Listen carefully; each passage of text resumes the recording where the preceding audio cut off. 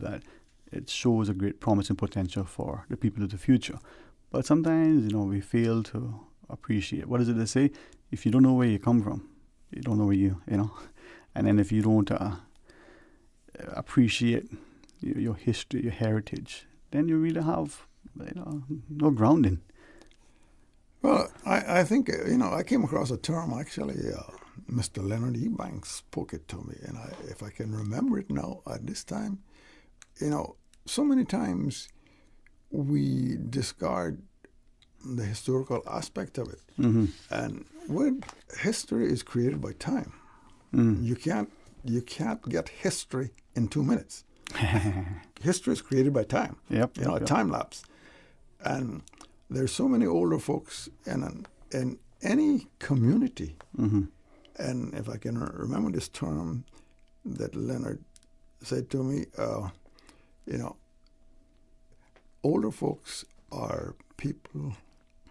Now, can I bring it up?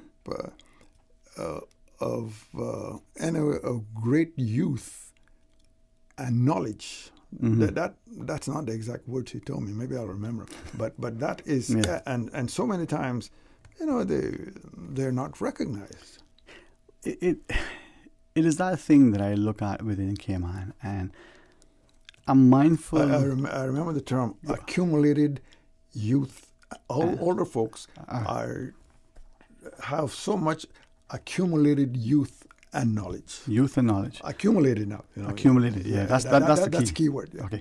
Like I saw a fellow the other day, he said, today isn't, his 70th birthday, He's, getting ready to celebrate, 70 years, but he doesn't look at it. I mean, this is, he can get a chance to be 50, plus 20. He can multiply it in many ways. But the journey can be as exciting up ahead as it was. As it was, right? And we have this thing in our, I don't know, the way we look at age and time and the like.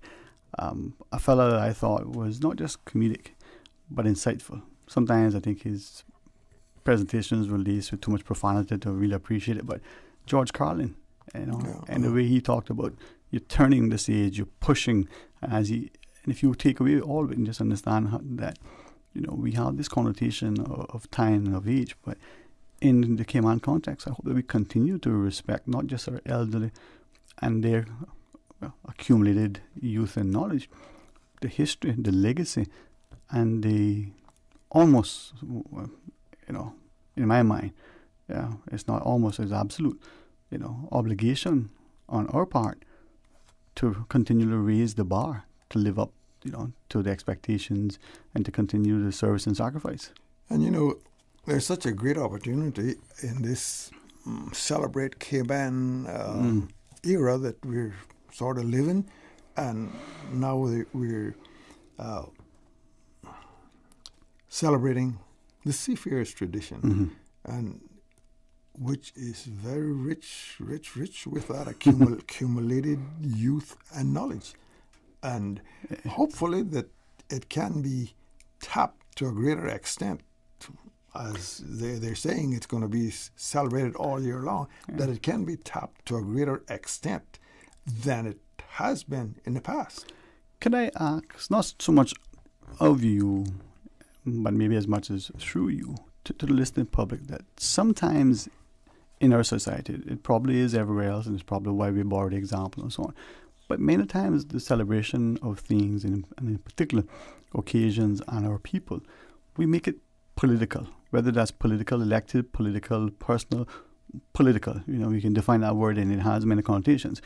And in so doing, we sort of maybe inadvertently dilute it. Yeah. And to take the year and celebrate, our seafarers. Now, that accumulated knowledge, for instance, that you referenced, just take, your grandfather, your father, depending on where you are in your years on this earth, and they're going to go fishing, just fishing. But that fishing was to make sure there's food for sustenance and nourishment and the like. But what was that act of fishing? Is it like us today? There's recreation, and we got all the money to buy the gas to fuel the vessel to go for a wonderful day of party, or is it because if they don't bring back something to eat, you gotta be pretty hungry. Yeah. No, it was a chore getting up 5 o'clock in the morning or 4:30 and going up to the bait spot to catch bait. Yeah. And then you go out beyond the reef or over the black or out in the blue and put your lines down and hope something takes it. Yeah. If you got good bait, something will probably come up and take it. Yeah. I love to read. I don't say this lightly, and I certainly don't say it to disrespect. I don't really care for TV because you can say about the author writing a book gives you a perspective, but using words that has a connotation. The image on TV is a picture, and a picture is worth 1,000 words, so it's perhaps easier. A gifted director, narrator can present to you, the script. But in reading, it's always good to write. And so one day I was toying with, just some time on your hands, a couple of words in your head, put it on paper. And it went something to the effect that you imagine the guy getting up in the morning, right? It's usually a guy. Maybe it's a young boy, maybe it's the father. And I'm from West Bay, so I base it on what I know. Where are you staying, or north side? Yeah. But think of the dew, the morning dew. And think of, for us, it's cold. Now it's probably, 76 degrees outside at, 4:30, 5 o'clock in the morning. For some people that's hot, but maybe it's, a crisp 72 degrees for, next 15 minutes. And the jacket is on and they're walking out in the bay, cast a net, get some sprats, the bait spot. Then back up to Uncle Bob, back of there, push off the catboat, make sure the oars are where you left. There was no squall coming in last night to wash away. You got your calic, you got everything. Your water glass is there and you row out. You go beyond the head of Barkhouse, you go across the quay. Maybe you decide the day is not too bad, let me just go outside the reef in Augusta's Channel, come back around, and 5 hours later, right? It's almost 10 o'clock now in the morning, sun is coming up, put a hot, you're exhausted, but you gotta get back in. I mean, your day has been, almost consumed. And yet, there's still a good 8 hours before, sun goes down, right? Well, depending on the time of year again. If this is November, well, you might be lucky. Yeah. Little things to that, and the imagery in the picture, but also the sense of provision that they had, and we lose that. We lose in our storytelling to remind our people. So celebrating the seafarers is absolutely imperative. Yes, well, we lose it because we do, I suppose, it's not treasured at a high enough level for it to be continuously woven within the community's narrative, which is what really should be happening. Yes, sir. We got, I believe, maybe more than 19 radio stations here in Cayman. Do you hear very much? I don't believe you'll hear very much about the seafaring tradition on any of the other ones. Well, Mr. Loxley, maybe that's a good time. We have a caller online, and for those who are listening, if it's okay, when you call and you hear that voice, that today is not Silver Fox, not Joel, not Susan. That's the that's DJ Lynn. We can get into the conversation at some point. Let's go into the phones. Hey, good afternoon, welcome. Thanks for calling. Good afternoon to you, Sterling Green. Good afternoon, sir. Good afternoon to Mr. Loxley. Good afternoon, Ricky. Very, very good to hear you on there with this, because I'm much afraid that younger people, I'm not meaning that you're an old man, but cannot do this sort of presentation and get into the topic and the issue. And you said an important word there, accumulated. So it takes time.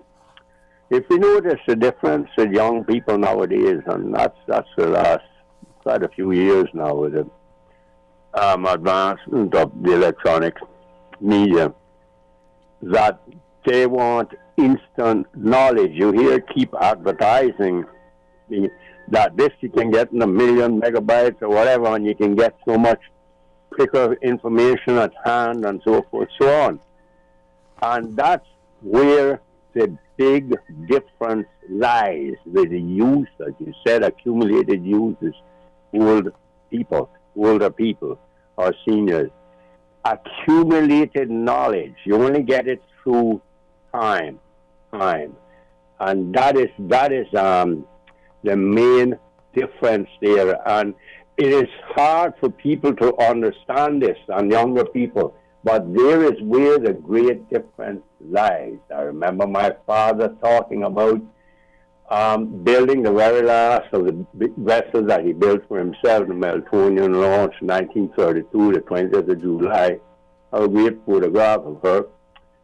That how long it took himself and his brother, Baxter, his younger brother, and Uncle Ferdinand, they were big, strong, and he was, to get her stem cut out up in, the bush there behind the high school, where the high school is now. That's where he cut Iron Road Forest. The stem for her. Yes, out of that. And he said it must have weighed at least 300 pounds. At the very least. And they walked from that to the house south, which would be a good mile, with that on their shoulders. And he often said to them, Florian, Mark, you don't want to stop and rest. He said, no, we'll carry on. I told them carrying that. And they carried on with that. But time, so that was a day's work there, and then another 2 days' work to shape it out. But time, the accumulated knowledge. And that's the difference with us, the older people. Our knowledge has not been gained by picking up a phone and looking at some Facebook or something, or Googling something. And that's the main difference. And it's very hard to get that across to younger people now.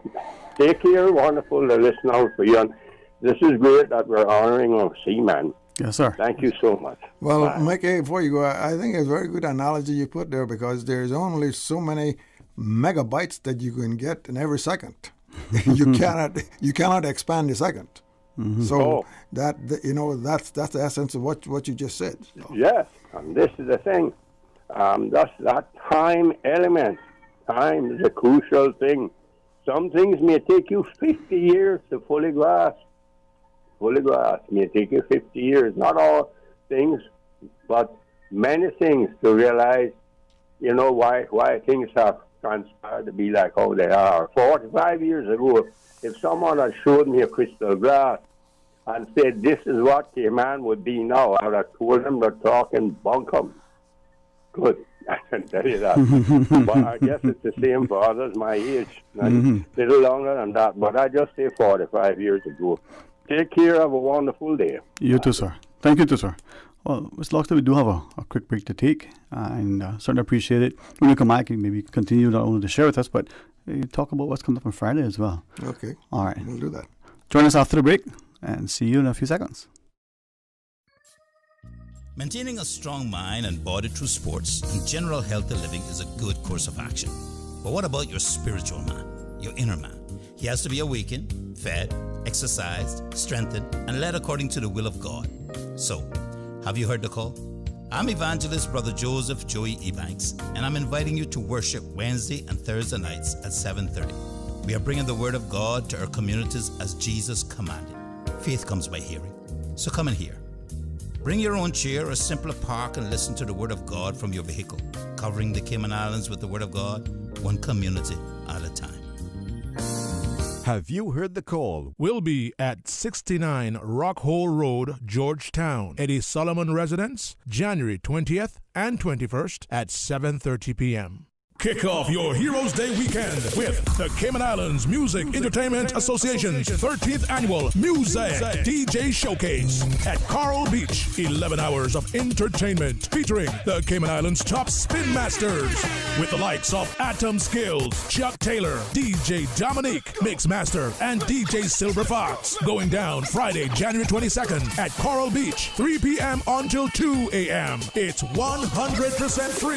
Yes, 100% free access to the public. This is the rhythm of the night. Spread your wings, feel the vibes, and feel alive. The Cayman Music and Entertainment Association Music DJ Showcase, Friday, January 22nd at Coral Beach from 3 p.m. until 2 a.m. Free entry all night long. This commercial was proudly sponsored by Radio Cayman. Does 2020 have you thinking about making some changes in your life? Maybe you're considering a new job or career, or going back to school, taking a short course, perhaps starting your own business. Skills for Life can help. Skills for Life is a government initiative that highlights various training and learning opportunities available for Caymanians to retool, upskill, advance, and access what you need to succeed in the workplace. Want more information? Visit our website, gov.ky/skills for life today. Talk today. But I do have some questions. Talk today. Cayman Islands' foremost listeners participation program. Talk today. Because there are more questions than answers. What the public is saying. Waiting to take your calls right now. Sterling Dwayne Ebanks.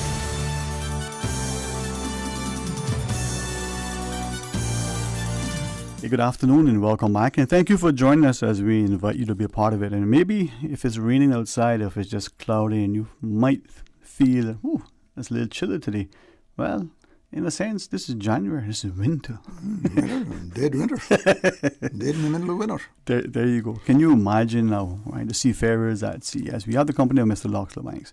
They're out somewhere in the St. Lawrence Seaway. Think of rounding Cape Hatteras, as many of them speak about. Exactly, right. Cape of Good Hope and the like. And can you imagine, they're on a big, it's called a boat. And it's so cold that this vessel freezes, as it's moving. Yeah. Right? And it's so bad that they got to kind of wait a few days before the cutter can get to them.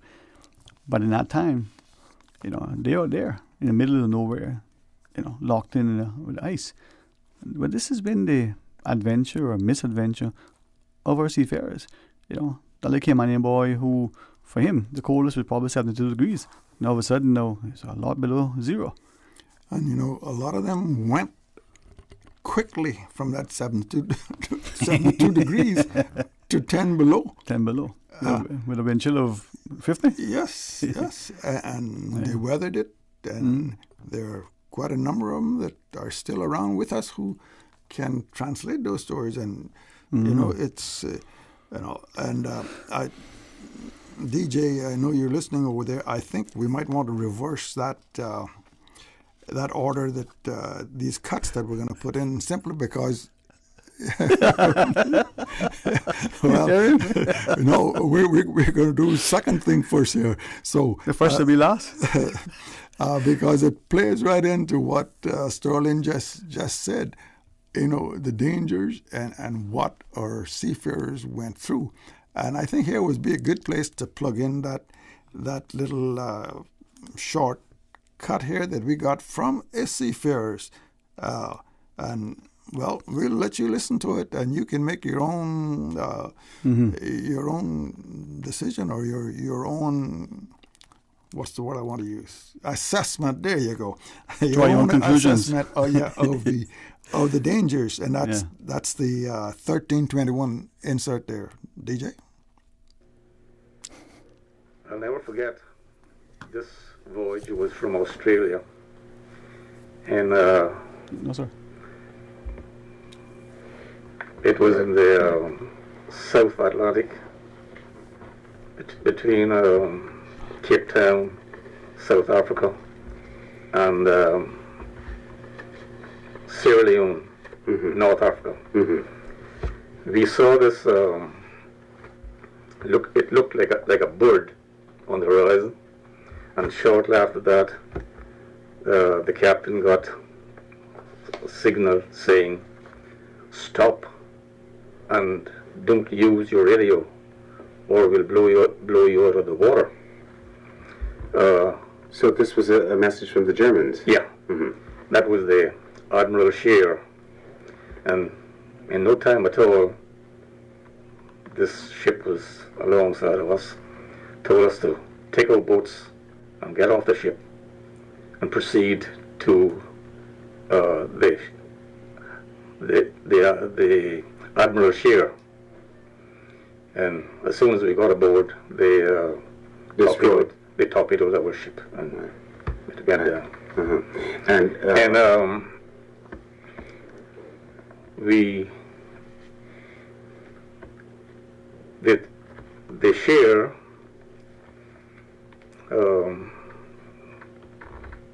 took us aboard a supply ship, and we was on there for 3 weeks. This is a German supply ship. The German supply ship. We was there for 3 weeks, and then they took us to France. We spent 3 weeks in France, and from there to Germany.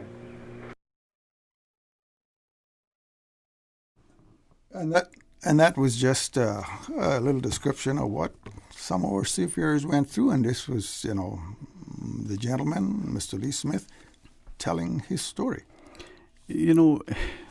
Maybe because of the attempt, I put it that way, the repeated attempts on your part to remind us of these stories, these recordings, in some cases, been decades ago. It's too easy to forget, what are people. This is, for someone, this is their spouse or their father, their grandfather. For others, that's the neighbor, or we may actually know. But it doesn't take very long before it becomes a footnote in history, and then it becomes, just forgotten almost. And yet their lives took them all over the world, exposed them to much peril. And yet they came back and, never really celebrated them. They never really assisted them in any way. It's so unfortunate, And I think that program that we did and it had to do with World War II. Yeah, was probably the first. And you want to call it wasn't celebrating it, but it was us, that is Radio Cayman, trying to make sure that these things live within the society, that they ever. I am not really sure whether any of those guys, those gentlemen, who really endured so much peril and so much hardship, to contribute to build a foundation that the Cayman Islands sits on today, right? Got any accolades. Of course, they were not looking for accolades. That's it. Because they came back and they filtered right into society and kept going. Some of them had businesses. Some of them had, some of them went fishing again. they just came back and resumed life and went on. Yes. And continued to make that contribution. Yeah. And I think that I use the word of failure. Again, this isn't meant to inflame anybody. It certainly doesn't be disrespectful in any way. But I think sometimes when we don't look at what our people endured, their sacrifices, their service, their contribution, we fail to appreciate the stock of who we are. Yes. And we allow others. I say this to some people, and I think one or two may have helped me to appreciate the significance of it, in that because of the rich fabric and tapestry that it is Cayman, people from all walks of life, sometimes you can't appreciate something until, others help you. It's like the Caymanian student who goes off to school for the first time. Never missed mama cooking as much, never gravitated to all the things that are Cayman until they're somewhere else and can't access it. And if it's remotely Caribbean, they'll probably seek it out because there is some semblance of home. Mm-hmm.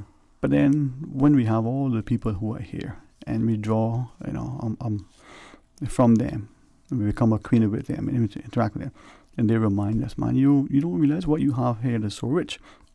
We just gotta make sure that we share with them as we explore what we have, and we don't allow something else to consume because we ourselves disrespect, discredit, and don't appreciate what is Cayman.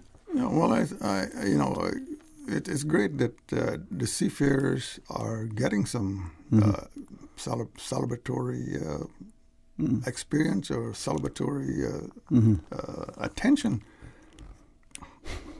I guess this coming weekend, and hopefully they're saying all year long. And there's so many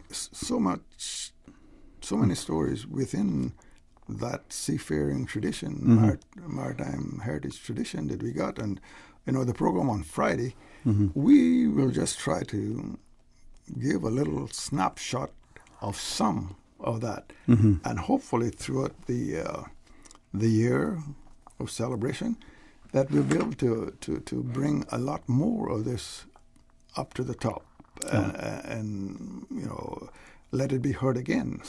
A lot of it has been heard before because it's been done here, but it's probably forgotten by those. They might have heard it, and if they hear it the second time, they might remember it for a bit longer. And all of the newcomers that we have in the society will, I think, be enriched by the semblance of what they hear and have a better understanding of the Cayman Islands, what we hear, and what foundation, how that foundation was created and the sacrifice. Yeah.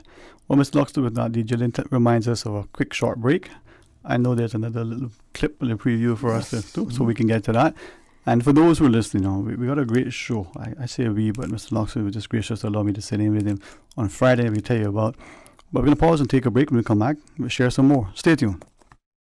The Cayman Islands Chamber of Commerce Pension Plan. We're here for you. Are you aware of the performance of your pension plan? The Chamber of Commerce Pension Plan provides quarterly fund fact sheets for our members to stay informed with the plan's performance. For the year ended August 31st, various life cycle funds provided returns between 9.2% and 16.5%, and our all-in expense ratio is currently the lowest it's ever been, a record low at 0.72%. Visit chamberpension.ky to review our fund fact sheets. You can see the performance as far back as 10 years. Remember that pensions are a longer-term investment strategy. Focus on the long term rather than the short-term returns. The Cayman Islands Chamber of Commerce Pension Plan continues to perform for you.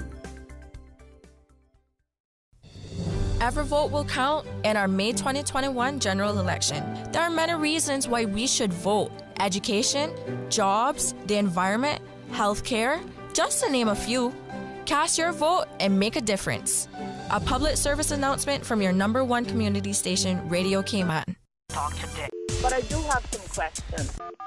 Talk today. Cayman Islands' foremost listeners' participation program. Talk today. Because there are more questions than answers. What the public is saying. Waiting to take your calls right now. Sterling Dwayne Ebanks.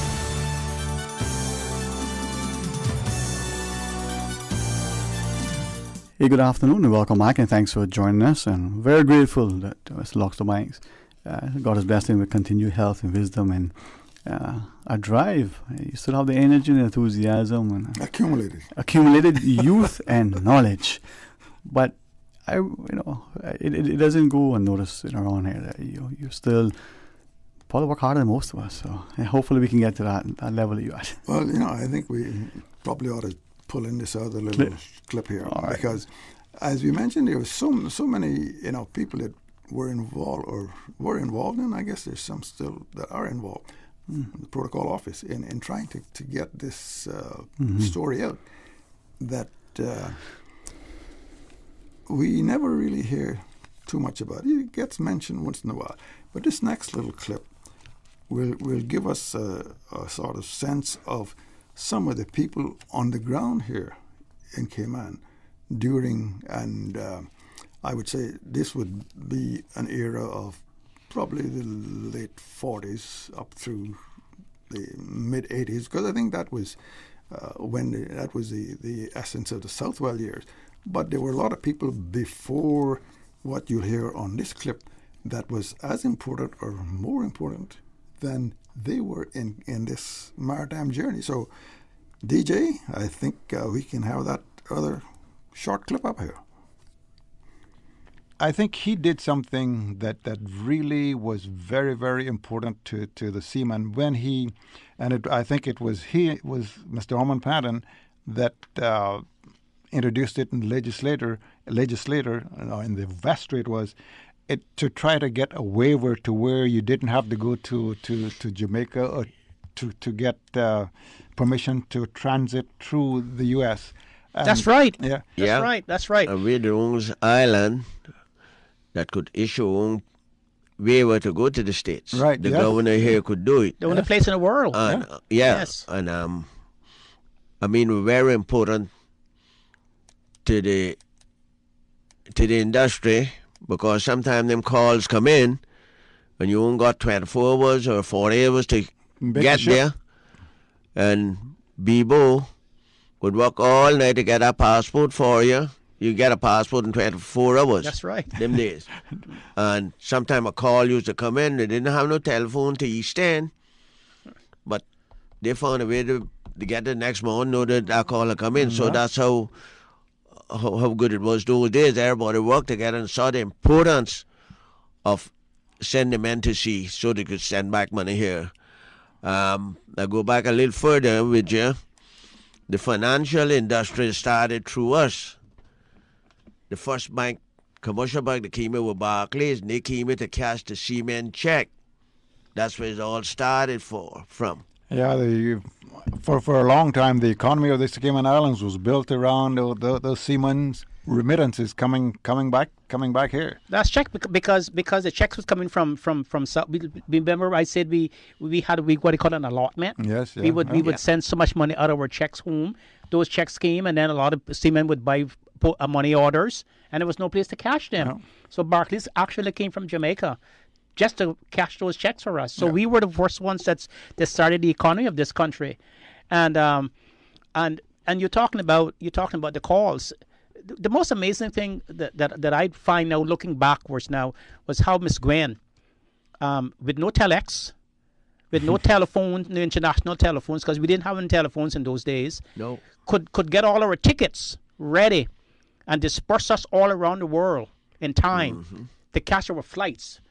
And still found time to go to the pub to have a farewell one with us. Have a farewell one with us. That's true. That's true. Yeah. That's true. But so here you are, get a ticket from Cayman Islands, going off to Miami, transferring in New York, to go down to get a ship who's waiting in Osaka, Japan. Osaka, Japan. Wow. It's amazing. Yeah.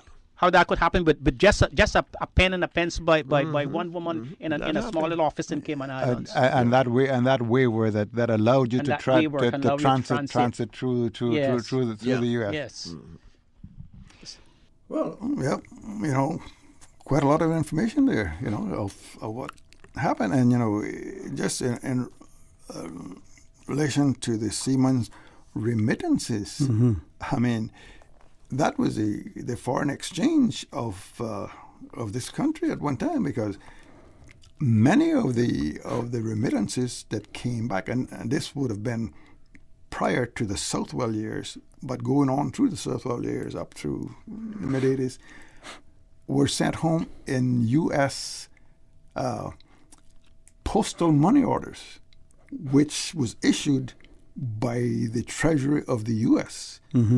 So a lot of the merchants, they could just send those endorsed checks back to their suppliers, and be it in New Jersey and New York and California, wherever, and it was accepted as cash. Yeah. When you think of the history, and we see how it's so interlinked, and the commerce, from the import-export, well, back then was import, but the export were the people in the services. And we went from an agrarian society, subsistence farming, and barter to this level of growing sophistication in our commerce. And I still marvel at the fact that pen and paper, you figure it up in your head, and you keep your debits and the credits. Yeah, called figured in the head. Figured in the head. but that's the beautiful thing, and I hopefully in saying this I don't create any unfortunate connotations. But the more I interact with people from other parts of the world, the more I get to appreciate what is Cayman, and they share about them and themselves and their upbringing and their culture. But it also makes me not just proud, but at the same time realize that there's so much that I don't know, as much as I probably may know of, and so much of it is oral. So this discussion is important now. Maybe it'll inspire and spark some interest from others. Looking forward to Friday, Mr. Locks, again with you. And I don't know, maybe between now you get some rest. Oh, I'm going to get my rest. You know, if I have to move from one hammock to the other one, there you go. Follow the sun. follow the sun. You know, there was in fact, you start follow the sun. Yesterday, I was thinking about. You've probably heard this term. It was mostly a kind of common to the West Bay, but that foolish horse. you heard that story, and that was a case of some of those old boys under Aunt Sally in this very tree, following the shade, following the shade from the west side around to the east side as the sun went from east to west. Just get outside, man. You know what? That was a beautiful part. You had a few coconut trees where you strung a hammock between, and I had my sisters, thankfully, allowed me to have that luxury. They bring me a book, and I could go and read. I didn't realize at the time that it was homework, but there was no TV, the radio wasn't, anything going on then. Read a book and follow the shade. You mentioned something a while ago that kind of perked my ear. You mentioned Uncle Bob's Back-A-Dare, and yes, sir. It appears that there may be the potential that the general public might not have access to that Back-A-Dare anymore. Serious? I mean, it's something that I think has been you've had access to probably for the last 200 years, 300 years. Well, I'm not that quite old yet, but I'm looking forward to it. But I remember Mr. Harvey having this dory out there and just pushing off, and it's just tide floating freely. That's where we went to. Yes, and it was the main, you want to call it port of entrance, but the main landing for the traffic from north side over to the West Bay area, and even from East End, because sometimes those guys from East End would come around all the way around. Yeah, and I remember it being, I don't know if the beach is the right word, but there was a little sandy entry, as it were. There was a beach, at times it was more than others. Yeah, I mean, so I remember that, and that would be having something to do with the boat, and we could stay in the shallow right there while he's either finishing up or getting ready to go. And it was a beach. I mean, that's how I recall. But I think the many people who actually put food on their table just fishing from that spot out by the conch shells. There's a lady. I don't. You look at West Bay and you look at other districts in Georgetown in particular, and to have people from other districts complement, a competing district, as it were. Not usually one that you come across frequently, but this lady always, drew such a reference to her time spent with friends coming from Georgetown into Uncle Bob Back-A-Dare, and the picturesque sort of, picture in her mind. It was just so picturesque. And I thought, wow, you recall that, and she's not, no longer with us, but. In her 80s, can you imagine as a child in her 10, 8, 9, 10, 12-year-old, and still have that vivid recollection? It's unfortunate to hear what you just shared. Well, yeah, and, I just, you look back on children sailing their model boats, because that was a big attraction for young folks during that time to build those or carve or make those sailing boats, 18 inches up to probably 36, 40 inches out of birch tree. Just carve it out of birch tree and rig it and get it up there sailing in that shallow water on that Back-A-Dare. Yeah, man. Again, perhaps a growing lack of appreciation for the history, for the cultural significance. Maybe it's just, chasing the dollar, being the primary motivator. I don't know. You're probably right about that. Yeah. Well, Friday, I've seen, from a distance, you're busily sort of shuffling between studios. And I say this sincerely and prayerfully, man. May God continue to imbue you with wisdom and great health.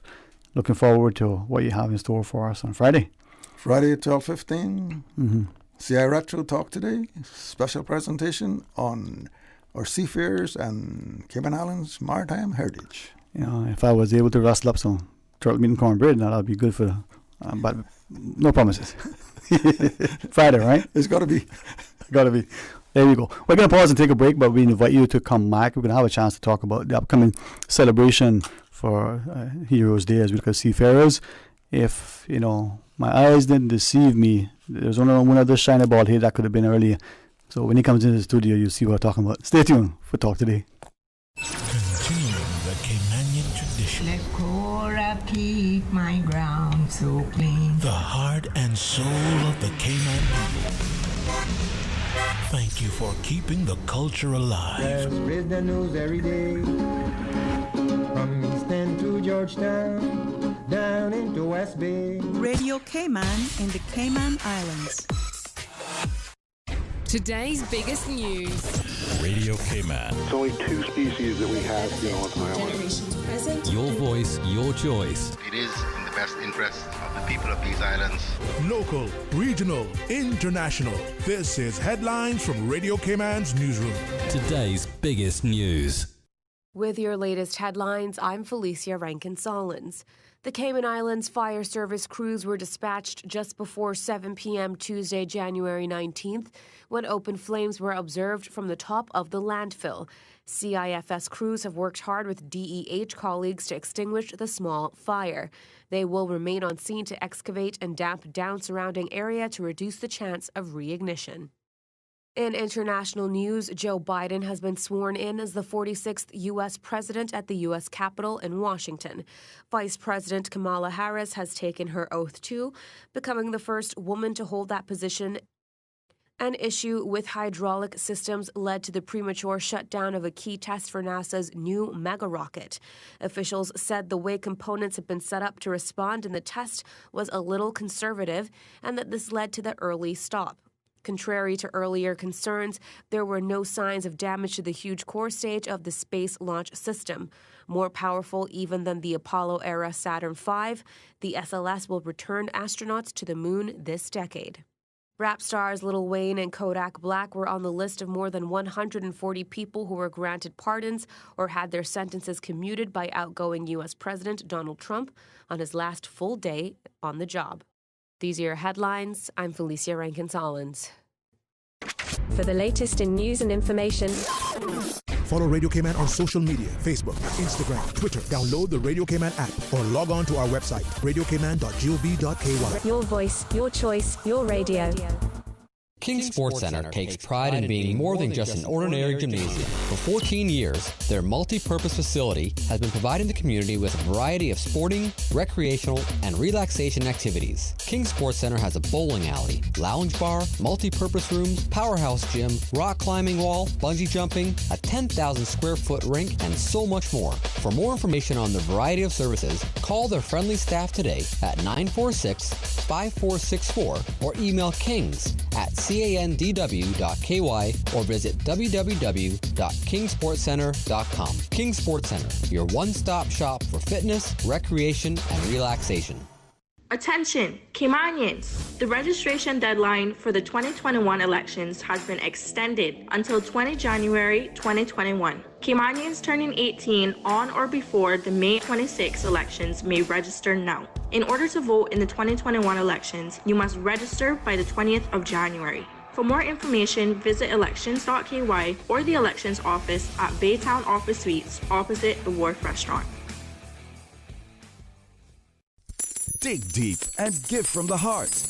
Your loose change may not seem like much right now, but we know that it can add up to a lot once we put all together. Last year, the Meals on Wheels Change for Change coin drive had to be cancelled due to the pandemic, but we did not stop providing nutritious hot meals to some of the most vulnerable members of our country, our seniors. Now we need your help to continue to meet the increased demands. We seek your generous donations once again as we aim to continue to serve over 300 meals per day. Please gather up your loose change, fold up your paper money or checks, empty your coin jar and donate whatever amount when you see the Meals on Wheels volunteers stationed around Grand Cayman on January 29th and 30th. Join Cayman Islands Meals on Wheels, Davenport Development and Radio Cayman in the fight to end senior hunger in the Cayman Islands. Visit www.mealsonwheels.ky or call 769-1974 to learn more.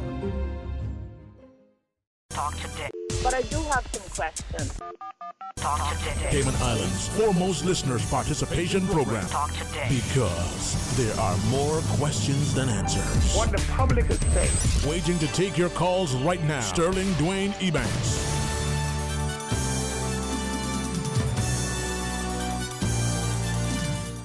Hey, good afternoon and welcome back, and thanks so much for joining us. And honored to be able to have this discussion as we celebrate National Heroes Day. Our guests will be with us until 1:30. I'll do my very best to make sure that not only am I attentive and respectful, but they have adequate time to get out the salient points. But Chief of Protocol, Ms. Melanie Sims, joins us. Good afternoon, ma'am. Thank you so much. Good afternoon to you and to our listeners. And she is accompanied by that young, handsome president of the Cayman Seafarers Association, Mr. Dennison Tibbetts. You know, people think we're twins, sir. Thank you. I noticed you referred to me earlier as that bald-headed man. Hey, you see, I didn't call you. I am proud of my bald head, you know. What do you mean, Bobo? Yeah, no, listen. Hello, Grand Cayman, Cayman Bracken, Little Cayman. Dennison Tibbetts says hello. It's Miss Melanie with great deference, you know. I hope I'm not talking to the school, but I said to Mr. Loxley earlier, you know, because him and Mr. Dennison and people that we see as our elders, they're so jovial, playful, youthful, and Mr. Loxley reminded us of what Mr. Dennison said earlier about, you know, the elder being this body of accumulated, you know, youth and knowledge. Yes. And thank God we have people like my own father that are still youthful. God has continued to bless them with great health. But we got to be mindful sometimes that our parents say, "But listen, they're your playmate, you know, so you make sure you be respectful." But it's a challenge. It's with love. Yeah, it's with love, man. Yes. So I enjoy Mr. Dennison's company. I think and I can see where the governor has him in his kitchen cabinet, you know. Oh, Lord. That's what the premier thinks. All right. We don't want to go there. No. Maybe tomorrow. Well, to our studio guests and for the benefit of our listeners, we also are now joined via the telephone. I think it's a telephone. Maybe it's two cans connected by a string. I don't want to hit it myself. That's how we got by in the early days. In the early days, yes. Michelle Burke from the BRAC is now all connected up. Her cotton string has been tied tightly. Thank God. Good afternoon, ma'am. Welcome. Good afternoon. And Happy New Year to you. Good afternoon, and thank you. Happy New Year to you too. All right. Well, thank you very much. You know, allowing us to laugh, to show the love, and to show the incredible respect and appreciation we have for our seafarers. Absolutely. Thank you so much. All right. Well, today is all about Cayman Brac too, you know. So Shavela is gonna. I better shuffle my notes. I have West Bay. Sorry, I just. No, I just. Oh, is that? Oh, sorry, that's West End. Yeah. Well, could I maybe, with great respect to both Mr. Dennison and Michelle, after the stage for our discussion and how we're gonna. We only got a few minutes, right? 22 minutes. Well. Oh, geez, the pressure's on. No pressure. Let me behave. Right, 22 minutes. That's why I brought my team, you know, Dennison and Shavela to back me up. So I make sure I cover all the right points in the short time that we have. Thank you so much for having us, and it's always a pleasure to be here and to be sharing knowledge, sharing information with our Cayman Islands on a whole. And today we come to you to talk further about National Heroes Day celebrations, which, as we know, has always been that time of the year that we come together and celebrate as one people and to show our national pride for the Cayman Islands and our national heroes, to commemorate them and show the love that we and respect for them as well, along with all of the other unsung heroes on that day, and this year being the theme of seafaring and celebrating our seafarers and showing reverence and respect to them and to say thank you, really. Mm-hmm. And given that we are so limited in our restrictions. On their behalf, I say thank you. And mindful of public health, public safety, and legal obligations, the planning team came together and a fantastic idea was thrown out, and we capitalized on it. We received approval, and we will be celebrating National Heroes Day over a 3-day weekend. We want to make sure that we remind our listening audience that it is a 3-day long weekend this weekend. And on Saturday, we start off in the BRAC at the Austin Ruddy Center at 1 o'clock, and then over to Pedro St. James to celebrate the seafarers and those who made a contribution to seafaring on a whole. And that will be at 4 o'clock to celebrate the those from Bodentown, Savannah, Newlands, and East End and North Side, so the Eastern Districts. And then on Monday, the 25th, we come back to Georgetown at Hero Square, and we're celebrating our seafarers from Georgetown and West Bay. And that starts at 9 o'clock in the morning. All right. Yes. So Dennis, I think 3 days, 3 islands, one festivity. Well, I'm so happy that my hometown was chosen to be number 1. And I'll be there. We're all going up on the Saturday morning, and then we attend. I'm not sure that the seafarers there would want the seafarers who will be visiting from here to join them, but they do. We hope so. The invitation was definitely there. Am I correct, Cervela? Most certainly. We'd love to have you when your seafarers here, Mr. Dinston. Thank you so much. Well, as we invite you, Michelle, to our discussion, I mean, as Ms. Mel referenced, we started on the BRAC, and we show, our appreciation and respect for the seafarers on the BRAC. But tell us a bit about maybe what the public may want to know relative to Saturday's celebration. Our celebration in the BRAC will be very similar to the celebrations taking place in Grand Cayman, but obviously more with a Sister Islands twist, because this service will cover awardees from both Cayman BRAC and Little Cayman. Seafaring has had a very strong heritage in Cayman BRAC. I was going over some information that I had through this whole process, and over the years we've had more than 200 sea captains alone come out of Cayman BRAC and Little Cayman.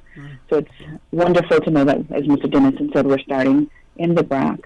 We will have some of the very similar activities, the wonderful blowing of the conch shell horn to start off our ceremony. We will have participation from our seafarers from Cayman BRAC, and as Mr. Dennison said, we will have some from Grand Cayman joining us. Our MPs will be there. We will also have some local performers as part of the actual ceremony itself, and certainly the one thing we're looking forward to most is recognizing those seafarers who made that contribution to the development of our islands, who gave that time, who were away all of those years, their families that have supported them through this, and it's very exciting to be able to honor them for this event.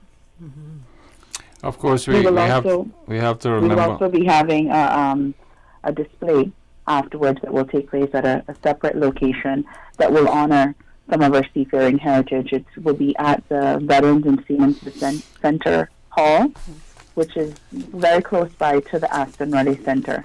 And there we'll give an opportunity for those who are able to make it there to just have a quick walk through, have a look, and be able to check it out at another time as well. And I was going to say, Shavela, that Cabinet Secretary was at the Seafarers Hall last night at our monthly meeting, and he quite rightly emphasized the fact that the Cayman BRAC's own Andy Martin is going to perform. So we can't. Correct. Yep. This is most certainly correct. Yes. Yeah. Almost as the Seafarers anthem, huh? Yeah, I think he's going to sing Letters from Home. Letters from Sea. Or Letters from Sea, rather. And he will be at all 3 of the ceremonies. Yeah. At all 3. A national hero in his own right, in a sense. Yes, and yeah, well, he went to sea too. Yes. And remember, he'll be performing with friends as well. Yeah, he has I think it's Barefoot Man, Barry and Chuck Coppy. And Raymond Scott. Yeah, and Kim and Brack will be performing with Mr. Raymond Scott. Yeah. So that will be an icing on the cake for a lot of our seafarers because his song resonated with them all. Yeah. And made so much of a difference to their time out there. Coming back home to that song, tremendous. I was reminding, I think it was last time. The last time I was here. One of my trips was to Emden from Venezuela, and when we got there was no mail. So we were happy when we got back to the States in Philadelphia to get mail, although it was in January, but it was Christmas mail, so that song really resonates. Yeah, it's something about getting that not just the feel of the paper, the way that the handwriting may curl sometimes, just feeling the importance. But then later on now, the stories that we're told about the person dictating a letter for somebody else. Oh boy, I had the opportunity to do that on many occasions. Quite sometimes it's kind of embarrassing. Yeah, well, this is it, right? And you hear it now. But we did it because of love, not necessarily because of anything else. But it also highlighted something that one of our brothers reminded me that here are men, right, irrespective of their age, so to speak, but men who are still, in a sense, being able to exhibit such great emotion and passion. And although they're not sort of academically inclined from the perspective of being literate, they're so skilled, skillful, and experienced, and quick learners that despite what may have been an impediment in another time, in another space, propelled them. And yet now when they bring that aside, I mean, Mr. Dennis, I can only imagine you sitting there with your great penmanship, an attentive ear, listening to a fellow who becomes a great friend over time, pour out his heart for you to transcribe. You kind of make up as you go. Sometimes it's a bit too explicit. But talking about on people who are not literate, I had an uncle, my mother, one of my mother's brothers. He became a chief engineer, and I'm not sure if he could read and write, but I know he couldn't tell time. Because every time he said he used to stammer. Every time he said, "Uncle Hal, how what's the time? See for yourself, old buddy." So, if I may, then, I mean, and I certainly know that as we started out, we do have the hour reserve, but you have many things on, so we're going to be mindful of the request to exit by 1:30, right? Okay. But Ms. Burke, if I may ask of you, you referenced the cameraback twist. Was that, I think, how you phrased it? We had it before. There's always this special place in all of us. I mean, Mr. Dennison tells us that every cameraback is a Caymanian, but not every Caymanian is a Bracker. That's for sure. So, with that in mind, do you want to maybe share with the public some of the other things that may potentially, as it mimics what would transpire in Cayman, and ensure that we show the same level of respect relative to protocol, what may be a little bit more of a cameraback experience for those in attendance? For us, it's more of we've chosen to include as much as possible as where we could with our seafarers, and some of their traditions, be it through our display that will be taking place, or some of what will take place afterwards, as far as there will be some light refreshment.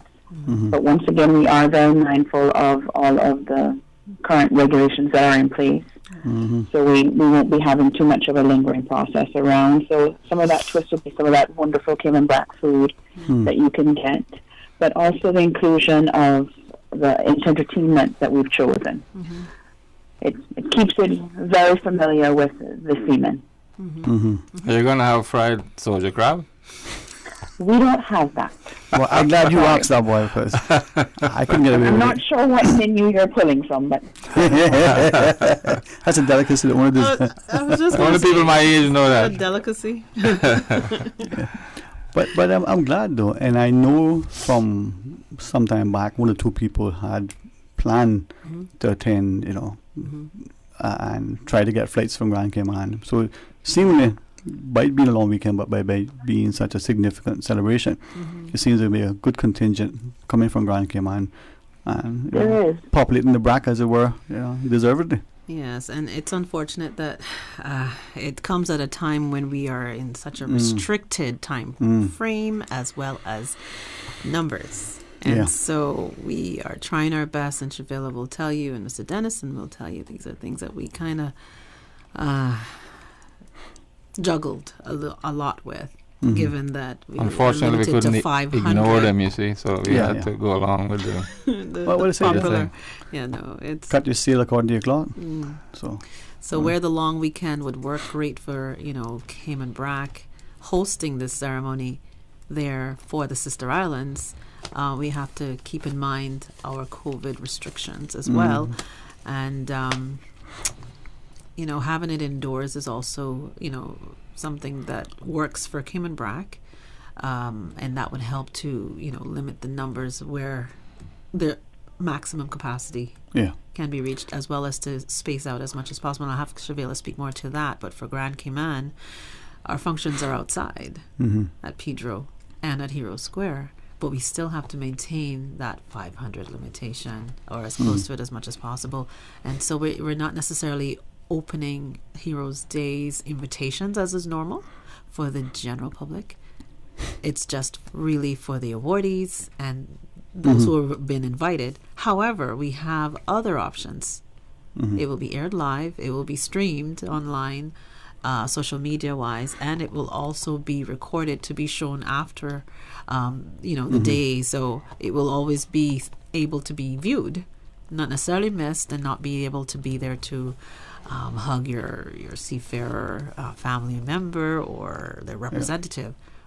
But we're trying our best to make sure that it's done within the limits that we're given. Indeed. Yes. And I think being able to have one of the ceremonies here in the BRAC has been very much welcomed by the BRAC population, because they wouldn't have to worry about getting the travel, the accommodations going over. It is an older population, although some of them are a lot more agile than younger population.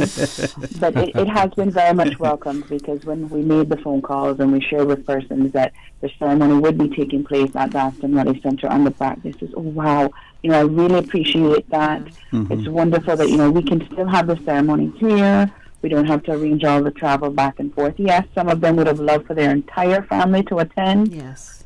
But we have been able to work within the regulations that we have, and persons have understood that. Yes.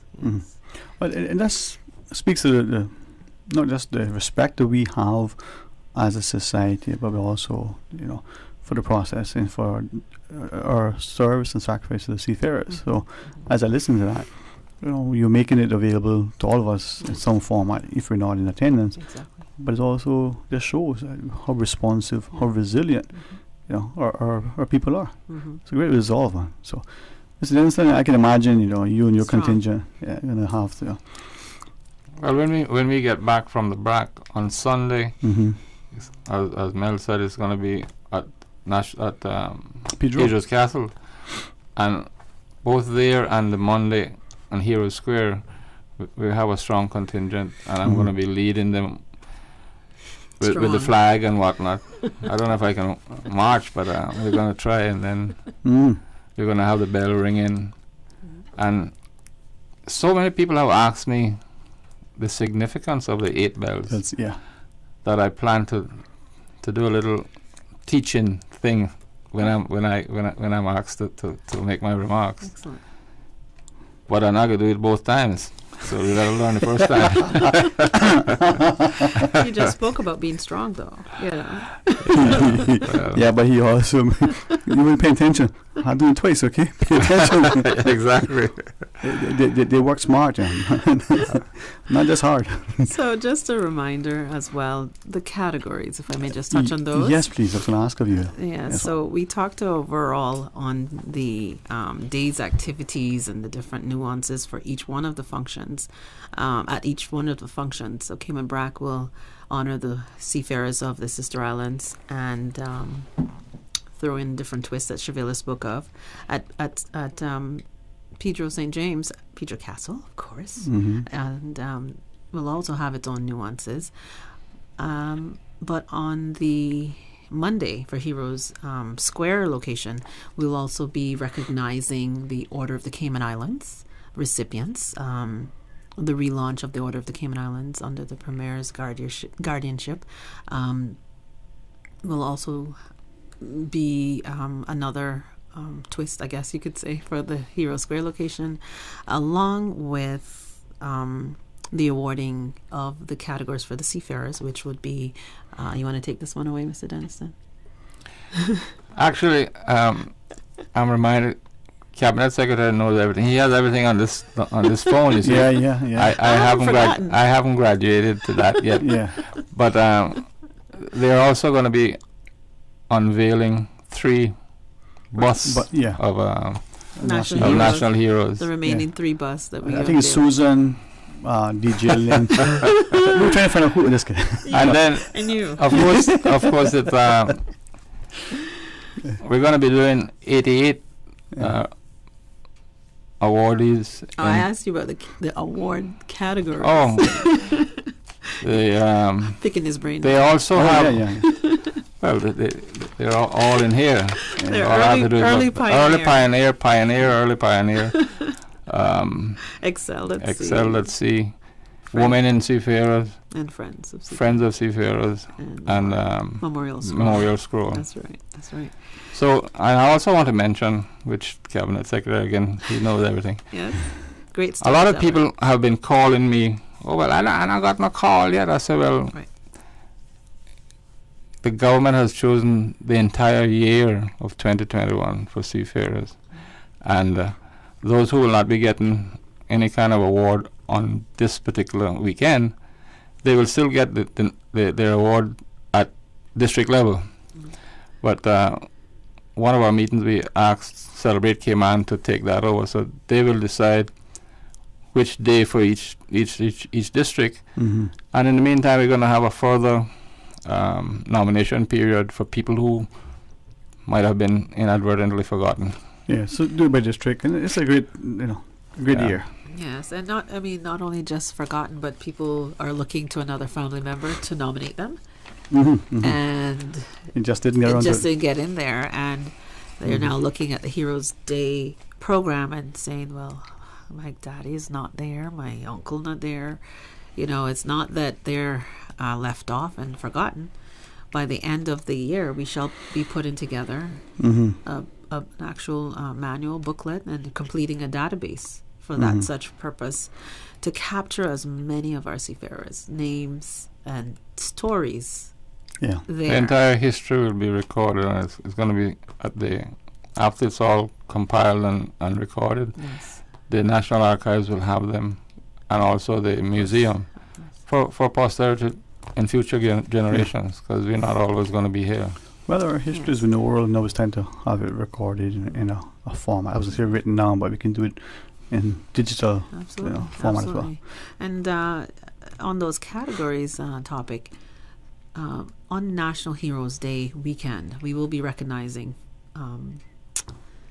those of them who fall in those categories. And as Mr. Dentist spoke of, if we have not reached out to you to say you've been awarded at this point, obviously we will still be coming back to folks and letting them know, and just hang in there, be patient with us. It's a small team. We're working around the clock, burning a lot of oils, and to ensure that at least you get a return response to your nomination as to whether you were successful, or whether we will look at them for future recognition level for the ordinary seaman if they didn't fall into those 5 categories that I just named out for you, which was early pioneer, which is pre-1940 and made significant contributions to seafaring. Pioneer, excelled at sea, not necessarily somebody who's reached the captain rank or the chief cook rank. Not only them, but also those who served for 40 years or more on sea. So you excelled, in our opinion. And friends of seafarers, those of them who met, greeted them, housed them on Grand Cayman or overseas. And women at sea. The women who actually went to sea, We are learning so much about our history just this National Heroes Day, as we always do for every Heroes Day, the nominations that come in, learning about And I'm reminded too that sailed. We still have 2 active seafarers. Yes. They're both on the BRAC. Yes. Yay! Shavela. We have Captain Radley Scott. He has 55 years at sea, and he's still a mooring captain working out of Houston. And then we have a young man from the BRAC, Whitney. Gentry Tatum. Gentry Tatum, yeah. Yes. He's on. Actually, he has his 3rd mate license now, I'm told. And he's on the tug. The tug's going up and down and he ships out of New York. He used to do it from New Orleans, but he now ships out of New York. So we still have, and I have to remind the people, the country, that 90% of everything that we eat, sleep, whatever we do is imported by sea. So seafaring is still very active. Not so much that we have but we have so many people, so many ships coming in.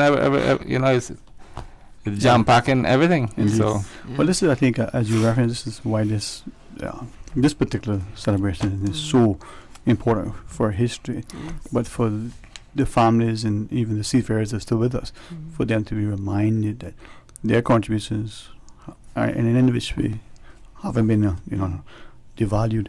I know, Miss Mel, you had a reference earlier that I gotta get back to work, right? So you want us to continue for the hour, or you will call it the day now, and as you said earlier, tell me what you wish. I do have to dip out. I'm so sorry. No, but that is fine, man.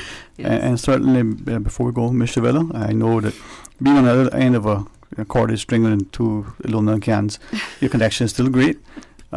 Thank you so much, ma'am. Any closing thoughts you may want to leave with our listeners?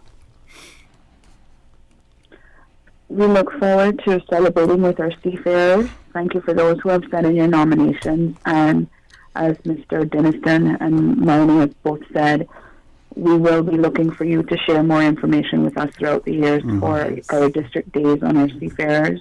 Very important part of our history that needs to be captured now before we lose the opportunity.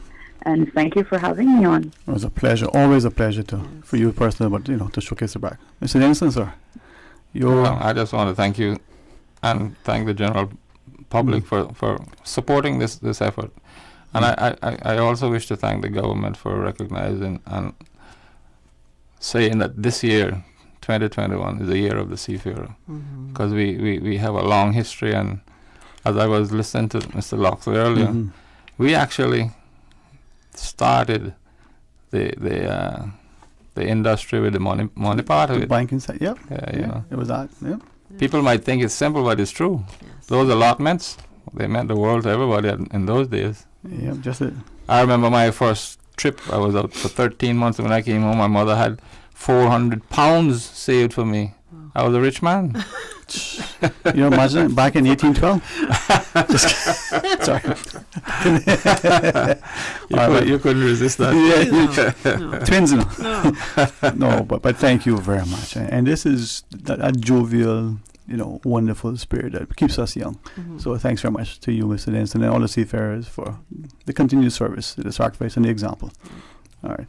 We're going to pause and take a break, but please, If I can just say a few more words. Oh, yes, ma'am. You can have thank you. As much as you want. It's you. I just wanted to also thank you, Shavela, and thanks to Mr. Denniston for being here on the program with me today.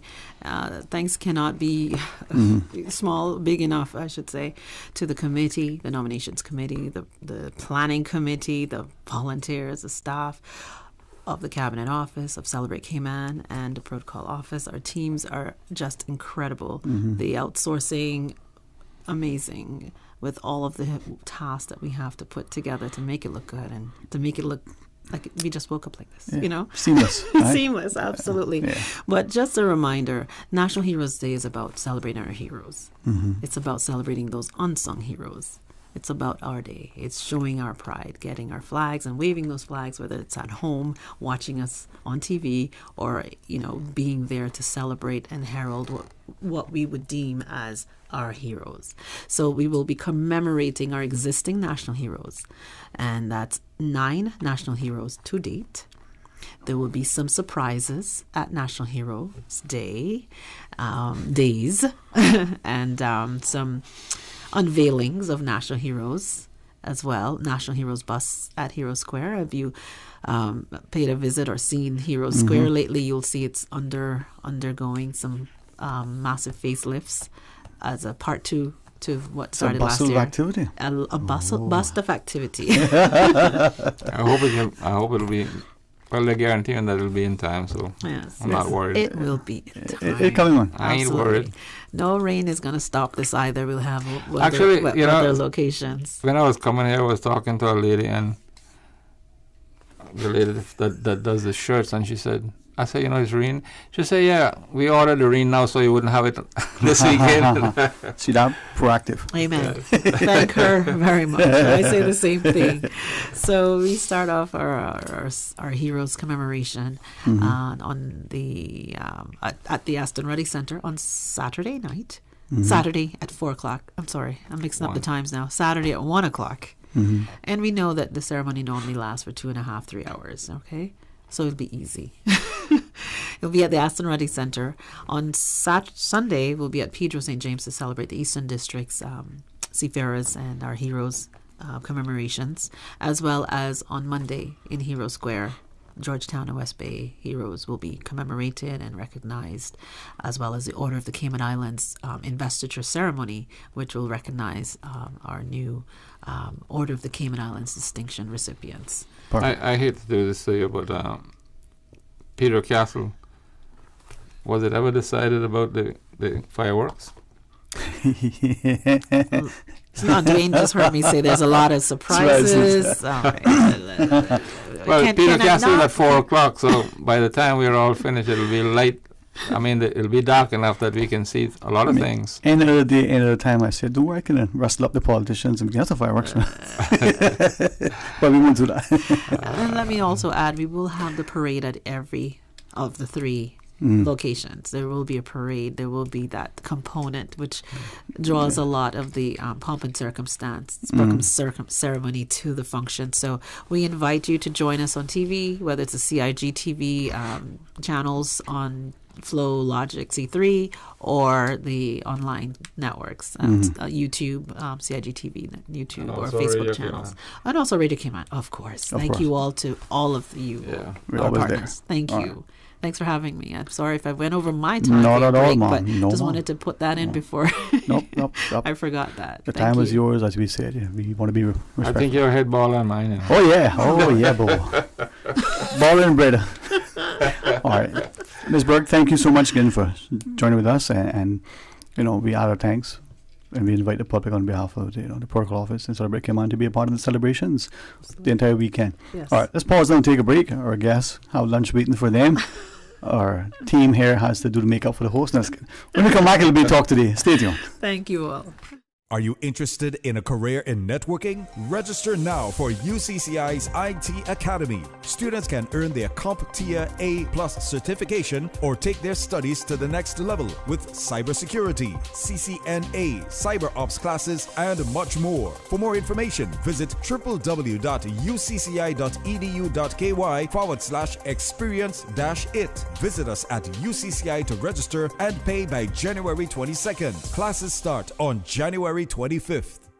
The public is invited to celebrate the 2021 National Heroes Day, recognizing our seafaring heritage and the men and women who contributed to the foundation of the Cayman Islands. This year will also see the unveiling of the busts of 3 national heroes and present the inaugural recipients of the Order of the Cayman Islands. To safely celebrate this National Heroes Day, there will be 3 events for the Cayman BRAC and Little Cayman recipients on Saturday, 23rd January at 1 p.m. for the Bordentown Northside and East End recipients on Sunday, 24th January at 4 p.m. and for the Georgetown and West Bay recipients on Monday, 25th January at 9 a.m. All of the festivities will be carried live on CIG TV and Radio Cayman. For your safety and due to gathering restrictions, the public is strongly urged to tune in via CIG TV or Radio Cayman.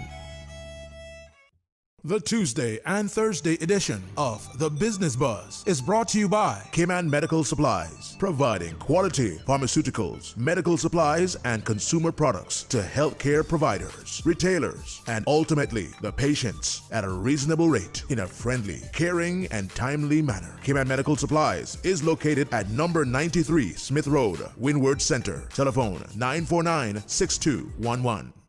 Hi, I'm remodeling our bathroom. I have a few questions. Sure.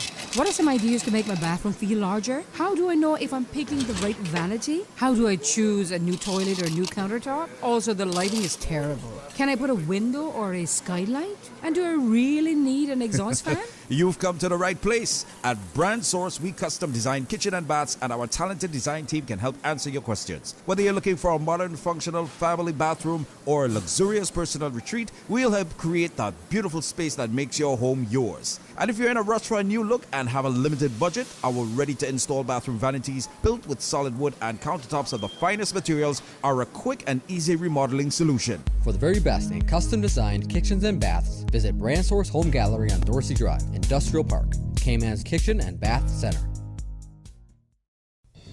Every vote will count in our May 2021 general election. There are many reasons why we should vote: education, jobs, the environment, healthcare, just to name a few. Cast your vote and make a difference. A public service announcement from your #1 community station, Radio Cayman. Talk today. But I do have some questions. Talk today. Cayman Islands' foremost listeners' participation program. Talk today. Because there are more questions than answers. What the public is saying. Waiting to take your calls right now. Sterling Dwayne Ebanks.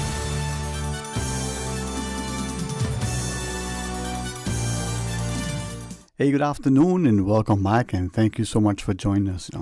As we were coming back from the break, and our song, Once in a Blue Moon, some of the lyrics popped into my head. Well, I wouldn't be able to sing it, but I tell you what, you stay tuned to Radio Cayman, you might just hear it. If I can get DJ Lino, as handsome as he is, he probably has a phenomenal voice. You heard him at the end of the mic many times, right, DJ? Oh, we're going to keep trying to bring him into the conversation.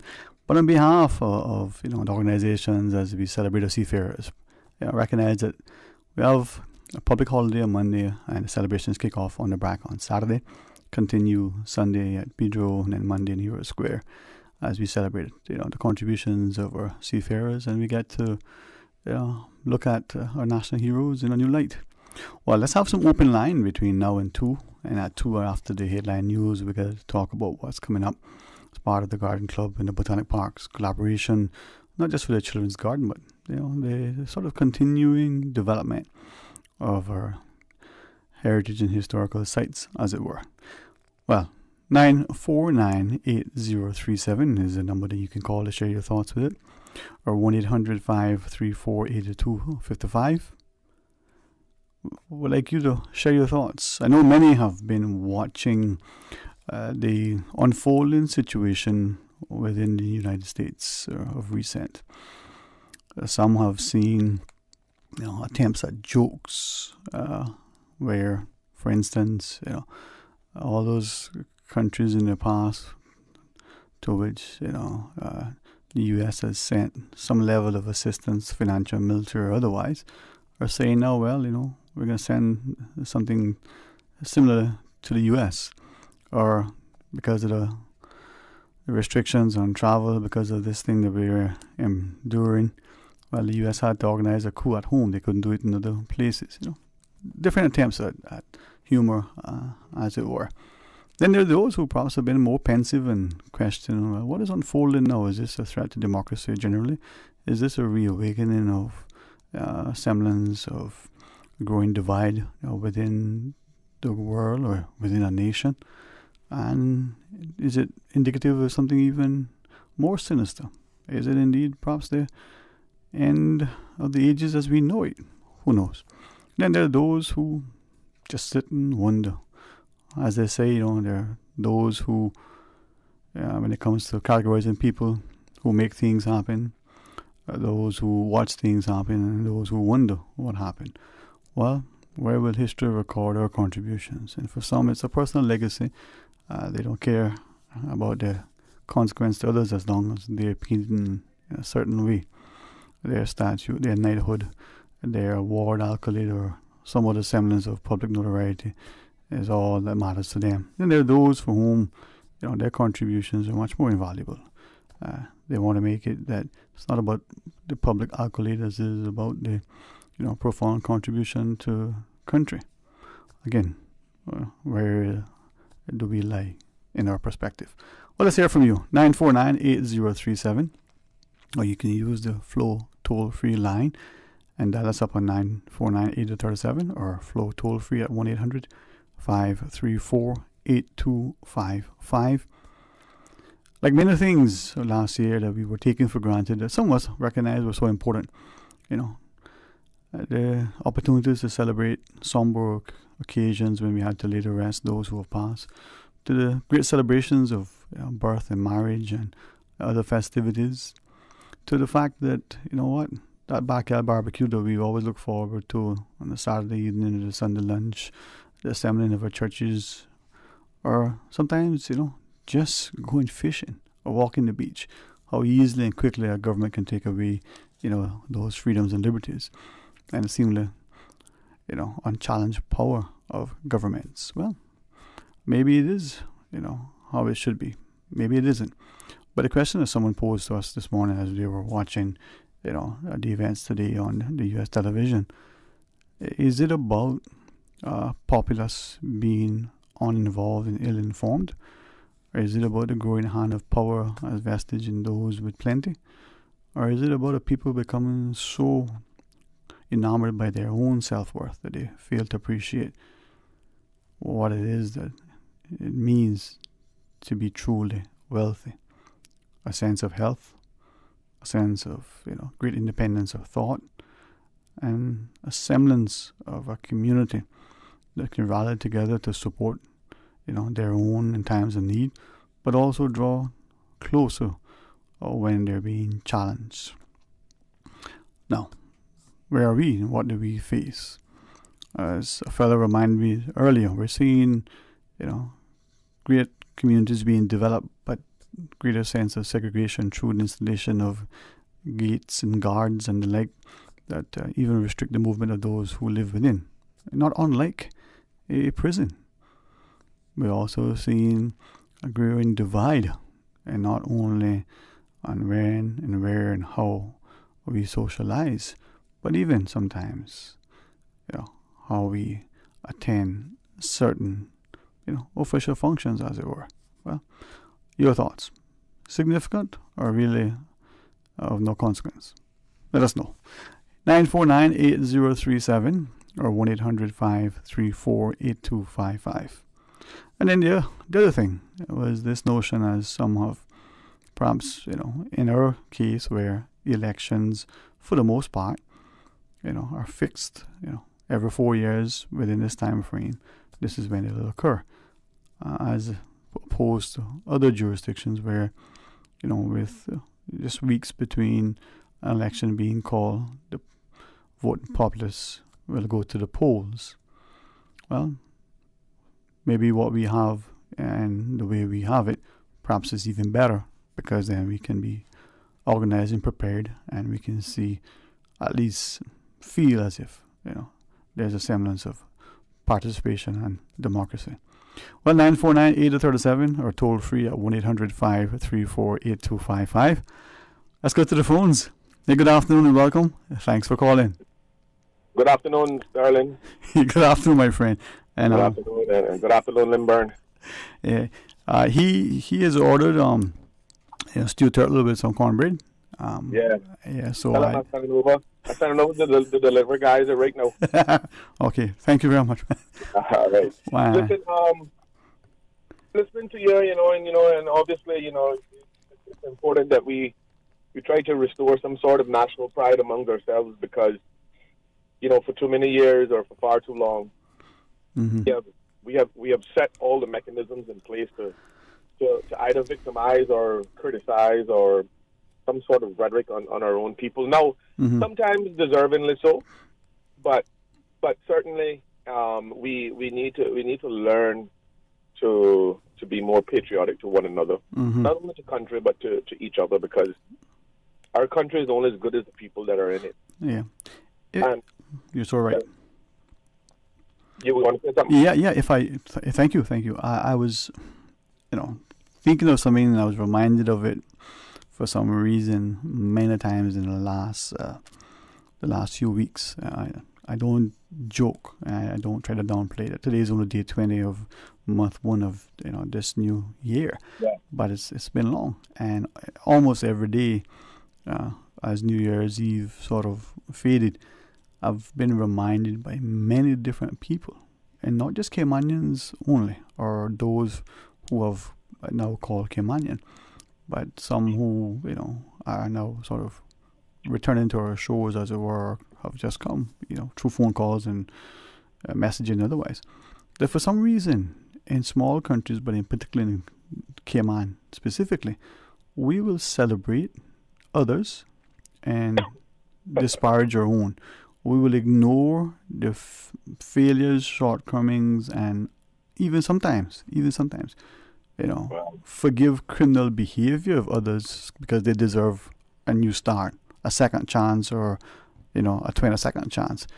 But we wouldn't give our own. Well, the problem is, one of the biggest problems with that is, Sterling, is that there's a lot of double standard behavior in our country. Obviously, what's good for the goose, not good for the gander.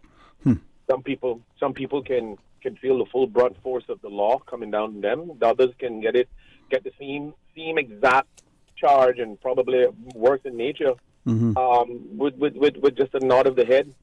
But we know that it's real. We all know that it's there. It's within our society. It moves about us, and we somehow accept it. I mean, we see where we give awards to people without doing proper due diligence.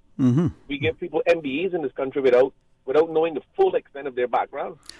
Or what if we actually do know, but we believe the public is so fooled? Well, the problem is because and I say this without fear of conviction, simply because when you've been victimized so many times, you become numb, and it becomes the norm, and you expect it. But because the governor gets in his backyard and try to play the steel pan, don't win in the points with me, because yes, where that may be a grand gesture because you're in the Caribbean, you're trying to adapt to the Caribbean ways. First of all, steel pan didn't originate in Cayman. Secondly, if you want to win brownie points, make sure you go out there and advocate for a sustainable environment for all. We have a lot of situations where the governor has stepped in and expressed his concerns and interests. In fact, he even exercised the one part of our Constitution that's probably never been exercised for decades. But having said all of that, is there some good in all bad? Yeah, there is. But at the end of the day, we need to be more patriotic amongst ourselves. We need to stop taking everybody for face value. We need to stop, ridiculing our only small portion of people who will stand in the gaps and have the very hard and complicated and unwanted conversations about the issues that fundamentally affect us. We need to ensure that we can collectively disagree or agree to disagree. But the problem is that again, we have the dawn of a new election upon us. We have many of the prospects out there who want to run. But my thing is, and I'm gonna do my very best to digest what is about to happen. Listen, we got some people that within our community who are great community workers, who have done so much for the communities at large, and then they decide, because of some sort of influence, maybe from the people that they deal with on a day-to-day basis, to tell them to run for politics. Not because you're a good public community worker makes you a good politician. What we need in this country is policymakers and policy enforcers to ensure that the policies are a reflection and as a result, create a sustainable environment for all its people. So good community workers don't need to be politicians. They need to have policies driven by politicians that gives them the resources to be more effective and become great at what they do. Yeah. And I think that this is why we always get situations where some persons decide to run for politics. They get in, some get in, some don't. And then the whole objective of continuing the work that you've done prior to goes out the window, because now you got to fall in line of the political train and how they do things. So, and we know that the things that they do are not prioritized in the order in which it should be, right? It's prioritized by who campaigned, who gave the most money to the campaign, the lobbyists. So whereas you might have been a great community worker, go and jump into politics and then realize that your work is going to fall backseat to what the political alignment is at the current time. So I will send this message to all of those whom done great work in the community, who have consistently done it, to think twice before you go jump into politics and undermine the work that you've already done. Now, all I say is that, you know, when I hear you speak about, you know, national pride and, you know, Caymanians should look out for one another and all these different things. Listen, I 100% totally agree with that, but how do we accomplish that? Mm-hmm. We start from the education level, awareness, and all these things need to be put in place. So if we have politicians who are consistently and constantly focused on the things that are all already okay, because when we look at the policies and the things that the government done in the last 4 years, name one single solitary thing that they've done to reduce the cost of living in this country, which affects the majority of the people in this country. No, they've done nothing, period. But you know what they did? They've driven a lot of policy and enhanced and created a better playing field for those who are already economically secured and successful, Mm-hmm. right? You know, I don't have a problem with you securing those things. I don't have a problem with you maintaining that those things stay in point. But I have a huge issue with that being the only thing that you've been focused on, the only thing that you have concentrated on. Listen, there's no secret that Caymanians are marginalized in Cayman. There's no secret. I mean, you telling me that 19 elected members in this country don't know that Caymanians are not that Caymanians are marginalized in this country? Okay, tell me what any of them have done to reduce that issue, or to change that issue, or even brought a motion to the floor of the House to change the narrative on how Caymanian quality of life has diminished over the last 30 to 40 years, simply because we've been focused on two things that are now blatantly obvious that they're vulnerable. Tourism being one of them, financial service being the other. So if we're not willing to diversify, look at other avenues, and prevent the constant erosion of the social fabric of this country, because we have to have 30,000 work permits, because the revenue help pay for some of the appropriations that government have every year in their physical budget. We have to have all of these multiple companies popping up all over the place, because we need the revenue generated from trade and business license fees. And all of the services that we collect money on is the exact same things that are marginalizing Caymanians. And then we got this very I even hate to say the word outlook on Caymanians that we're lazy and we don't want to work. Listen, Caymanians are not lazy, and it's not that we don't want to work. It's just that it's impossible for us to work in an environment that pays us cheap labor wages. We can afford to pool our resources, and 40 of us live in one apartment complex.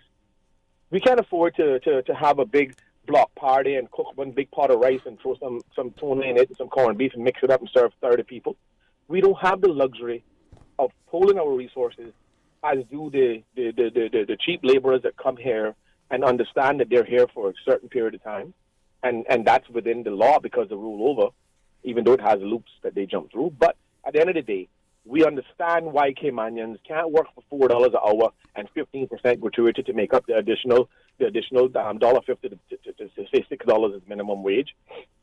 Caymanian can't rent a house, pay for his children to go to school, buy food, gas, and you know, do all of the things that are compulsory to him. He can't afford to do that. So yes, the Caymanian is not going to work 60 hours a week for $4 an hour and on a consistent basis, because it's not going to pay his bills. He's going to fall behind. His motivation level is not there. So I think that we need to have a long conversation with our policymakers, and we need to change the narrative in this country. We don't need job creation. We need job security. We don't need population growth. We need population control. We need to be able to digest the already influx of diversity of different cultures coming into our country and influencing the way of life that we have. And then we subjected to becoming the products of our environment. Our schools are segregated, right? Now, can you tell me how we can have a country so small and the schools are segregated? You think Caymanian children have the opportunity to rub elbows with different families who come here and make Cayman their home? it's that social divide. And Truman Bodden and all of those politicians who sat on the board that made that decision should be ashamed of themselves. They should be absolutely ashamed. And any award or honor that they ever gotten in their life should be stripped away, because the decisions that they've made has now impacted the way of life in the Cayman Islands, and yet nobody says nothing about it. Everybody get up and silently, applaud these people. Listen, the time that we call a 6 a 6 and a 9 a 9 and stop this foolishness, because this country is on a steamboat ride downhill, and we're about to bring up, and it's going to be a catastrophe. It's going to be ugly. The Caymanian way of life has to be reinstalled. The quality of life, the social fabric has to be re-looked at. The cost of living has never been addressed. And these politicians get up and they try to give you this old song and dance, but they did this, and this. But then when you really look at it, there's no real substance. I wonder if everybody realized that 6.6% increase on your light bill is about to take effect, if it hadn't already. Right? But how can a company charge you 6% increase on inflation when nothing has changed outside of their structural growth? Nothing. Right? As usual, man, you make salient points, and I think some people don't always appreciate. Anyway, I would leave with this. I think I said enough, but I like I said, without fear of them sending a helicopter and all the police to look for me, I don't really care. But here's the reality: is that we need to take a strong look at who are making the decisions that are affecting the social fabric of this country. We need to hit the eject button, and we need to be unapologetic about it. There are some things that we need to strongly look at now. There are some awards that need to be revoked right now from certain people who, I don't know how they became the chief medical officer in this country without proper due diligence and background checks. But I think that it's high time that we accept where we done wrong. Okay, you're forgiven. Okay, now let's right that wrong by reversing these decisions, by setting an example of these people. You understand? Mm-hmm. We need to do these things, otherwise you're setting a poor example moving forward for the future generation. Yeah. Darren, I think I said a mouthful. I won't hold up any more of your time, and I'll just listen in. All right, man. Well, thank you as usual. All right. Look out for a call from him, and if I don't have anything else, we'll share it later. All right, going to pause and take a break, and when we come back, rejoin us. Please, we'll tell you about the Family Fun Day coming up at the QE2 Botanic Park. Stay tuned for Talk Today. Follow Radio Cayman on Twitter.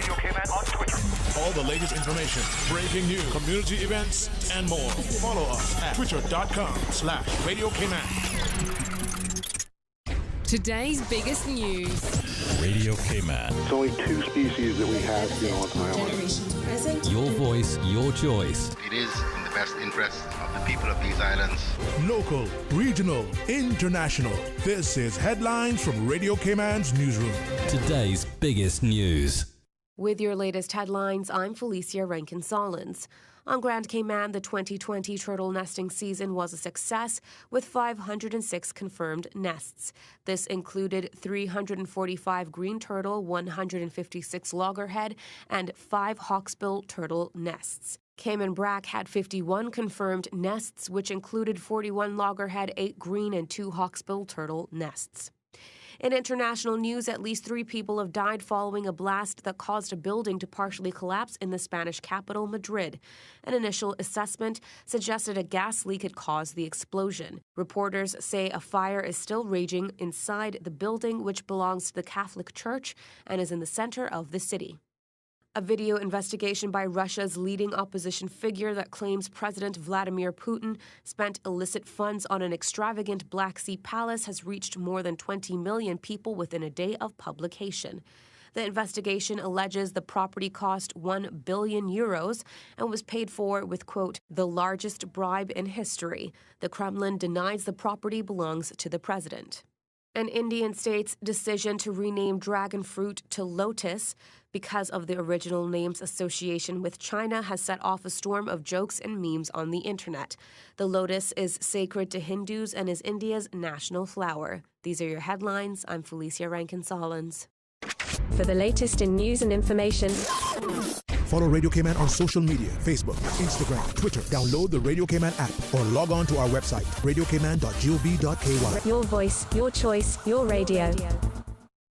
Happy New Year and happy new SUV to you from Vant Motors during our January SUV sale, where you can save thousands of dollars and get an excellent deal on the perfect SUV to suit your needs. Save $2,000 off the new Ford Escape and enjoy its power, looks, and spacious comfort. The Escape has it all, and it's on sale this month for only $30,900. For a roomy interior, performance, and smart technology, you love the high-spec 7-seater Toyota Rush for only $24,900. With so many SUVs to choose from and savings up to $8,900, drive home your new SUV from Vant Motors on Walkers Road while supplies last.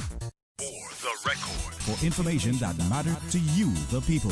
Hear from the government, the opposition, independents, and other experts on issues and solutions that affect you. For the record. Every Monday, Wednesday, and Friday, tune into 89.9 and 93.9 FM from 7:30 to 9 a.m. for Cayman's new Straight Talk morning show.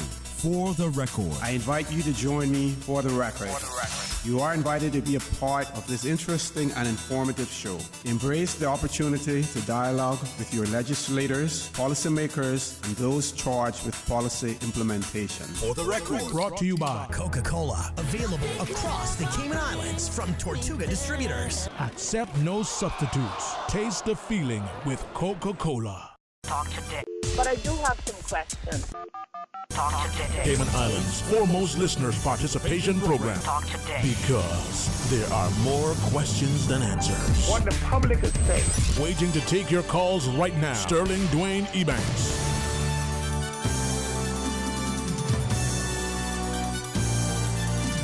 Hey, good afternoon, welcome back, and thanks for joining us. And for about another 15 minutes or so, I'm honored to be able to highlight something that is going to be offered to us momentarily. Honored that Miss Berna Cummings will join us as president of the Garden Club, and she's brought along, as her chaperone, protector,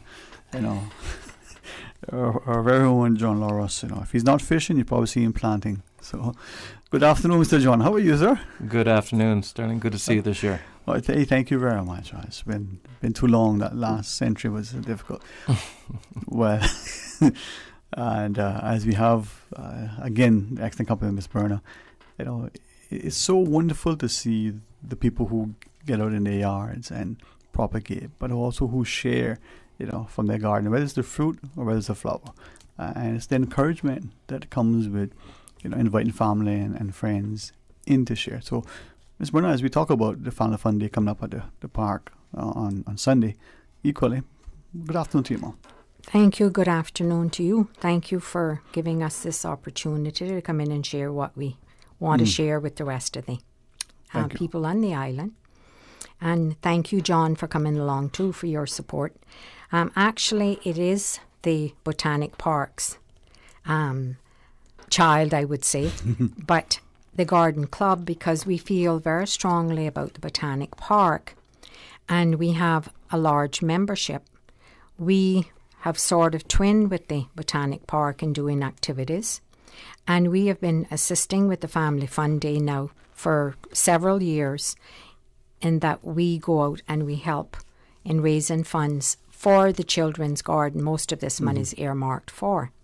And the Garden Club has sponsored the maze at the children's garden, which is coming on stream. Some of the other things have been completed, and John can tell us about that later. But I will share with you what we want to have others come out and enjoy on Sunday at the Family Fun Day. Our most popular item is a tombola, which is like a lucky dip. I think tombola originated in Italy, and I know they have one that they do in India.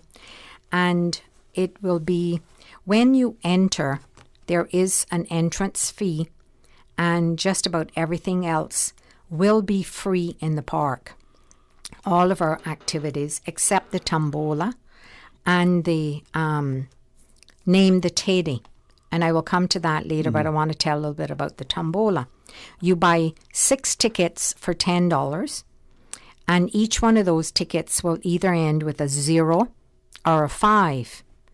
And there will be a drawing, and if you have the 0 or the 5, then you can pick a prize. And there are nice gifts between the ages of 3 and we went up to 12 because the older ones are not really interested in it very much, we found over the years. But there are some nice gifts, and the gifts have to be over $10 in value so that they're getting value for their ticket money. We'll also have Name the Teddy, which is $1. We have a huge teddy bear, and you have to try to guess the teddy's name. And the person that wins or guesses the name correctly will win the teddy bear. Then, as part of our outreach, the Garden Club will have floral arranging for children. We're targeting the younger children. Not adults can come and participate as well, but we really want our children. So we'll have some experienced people like Deanna Lookloy and some of the other members in the club that are very keen about floral arranging. I will be doing the planting table, which will be doing seeds. They can plant seeds, they can plant cuttings, and they can also do little miniature plants in pots.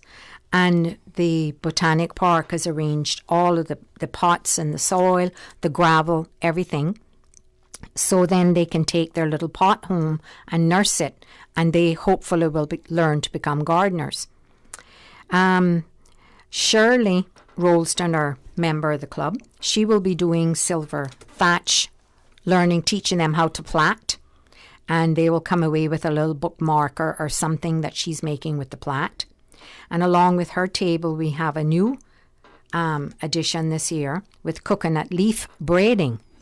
I've seen it done in Thailand, and I have a good friend who's from Thailand, and she volunteered that she would show us how to do it. And it takes more than you think. The right type of leaf, quite a number, and depending on the size.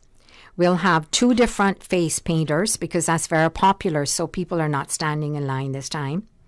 We'll have 2 different balloon twisting at 2 different times, one in the morning, one in the afternoon. We'll have the magician, I think he comes at 2. Okay, he comes at 2. And then we'll also have a crafts table. So John's wife, Michelle, she will be at the crafts table along with other members of the club. And they will be doing the crafts. Last year we had lots of interesting crafts, and we hope this year again. And then, of course, the Garden Club, we'll have our membership applications there so that people can join. We're very active. We have a lot of programs going on. We've been doing a lot of planting, and we want younger people to come out and join the Garden Club. I know it's difficult because we meet at 2 in the afternoons, but we are flexible, and we're even considering doing a late evening meeting so that some people would be able to come and attend our programs. So I will turn it over to John so we don't run out of time. Oh, wow. Hey, John, I don't think there's anything else to share. I mean. Thank you, Ms. Perna. The Garden Club of Grand Cayman has been a supporter of the Botanic Park, not just on Family Fun Day, but from really the beginning of the Botanic Park, members have been supporting and helping out from day one. So we're very grateful for that. Family Fun Day has been a growing event, and almost the first family day of each new year. And this year we know it's going to be bigger and better. More importantly, we have sections of the children's garden that have been recently approved for use. So next year I'm intending to have the whole Family Fun Day located in the children's garden as a one-stop shop. But this year, I want everyone to know that the splash pad, Cayman National Bank splash pad, will be fully operational. So families that do come, please bring a bathing suit and a towel, and be prepared for your little ones to get wet. And hopefully it's not raining like today, but the weather's looking good for Sunday. We have a beautiful observation tower that you will be blown away when you can see all the way to East End. And you see the bush of East End and how the island looks without any development. It's an incredible spot to just look, and you can see parrots flying below you. It's a pretty cool thing to see. We've got our giant birds nest that were recently completed by our local artist Tansy Mackey. And birds, the children's garden is all about education, but birds are the biggest recyclers in the world. Their whole nests are made from recycled materials. So it's also an area for kids if they want to get away from the noise. They can get a book and sit back and read in these little nests. We've got a toddler nest. We've got a middle-aged nest, and we've got a big nest where adults can actually get in there and enjoy. And then we also have the Discovery Pond, Chris Global and Associates Discovery Pond, it takes quite a long time for a pond to mature, but it's coming into its own now with fish and plants as it comes. So it's going to be a great day. I mean, aside from that, all the activities on the lawn, the games, the food, mise en place, we've got jerk barbecue going on. We've got another food vendor. Mrs. Emily from Northside is going to be there with her snacks. And the other thing is that it's affordable. Everybody is in a different challenge this year. Adults are only $5 to enter the park. It's an extremely affordable thing to do. Kids 12 and under are $1. So we really want to make this a community event. The National Trust and Blue Iguana Conservation Program are offering access to the Blue Iguana recently renovated facility for $5. That all those funds go directly to the conservation program. So it's another great way of seeing the blue iguanas up close and personal. And yeah, it's just, the park is one of those places that is, in my opinion, underutilized, but a place to go and a place that's growing, pardon the pun. But in addition, on the way out and on the way in, you'll see beautiful vegetables, local plants for sale from local farmers. We'll have a little 2 produce stands and local plants grown from the Botanic Park. So much to do. Please come early if you can. It starts at 10 o'clock. We'll also have the tourism attraction bus picking people up down the road as parking becomes full. We'll have a little shuttle to help people come closer to the park without walking all that distance. So, The other thing that's just been recently brought to my attention is we're going to have raffles. The Ministry of the District Administration, Tourism and Transport has provided 6 round-trip Cayman Airways tickets locally to Cayman Brac and Little Cayman for a raffle. So that's another aspect of coming. Most of us can't go anywhere else other than Little Cayman or Cayman Brac. So there's going to be 6 round-trip tickets up for raffle to everyone that comes to the island. You know what? An appreciation for the beauty of the 3 islands, and I think as you were sort of relaying, I'm thinking of the observation tower and to see the beauty, to look out. There's a lot of development going on, and we won't talk one way or other about it, but to be able to see, and capture a glimpse, maybe take a photograph for posterity, but to be reminded of the importance of where we are and the time in which we are. Esmeralda, it's amazing. One of the things in that area, we have a lot of mahogany trees, and they're so beautiful, and they're very prevalent in that area, and logwoods. So that would be good for the younger ones to learn about them. Yeah, and the mahoganies are quite distinct at this time of year. They're starting to turn as we come into the dry season, and also they're in fruit. So you see these fruit pods on them right now, and they're distinct. They're a light chestnut brown, and as you see them scattered looking out to the east end part of the island, it's amazing to see.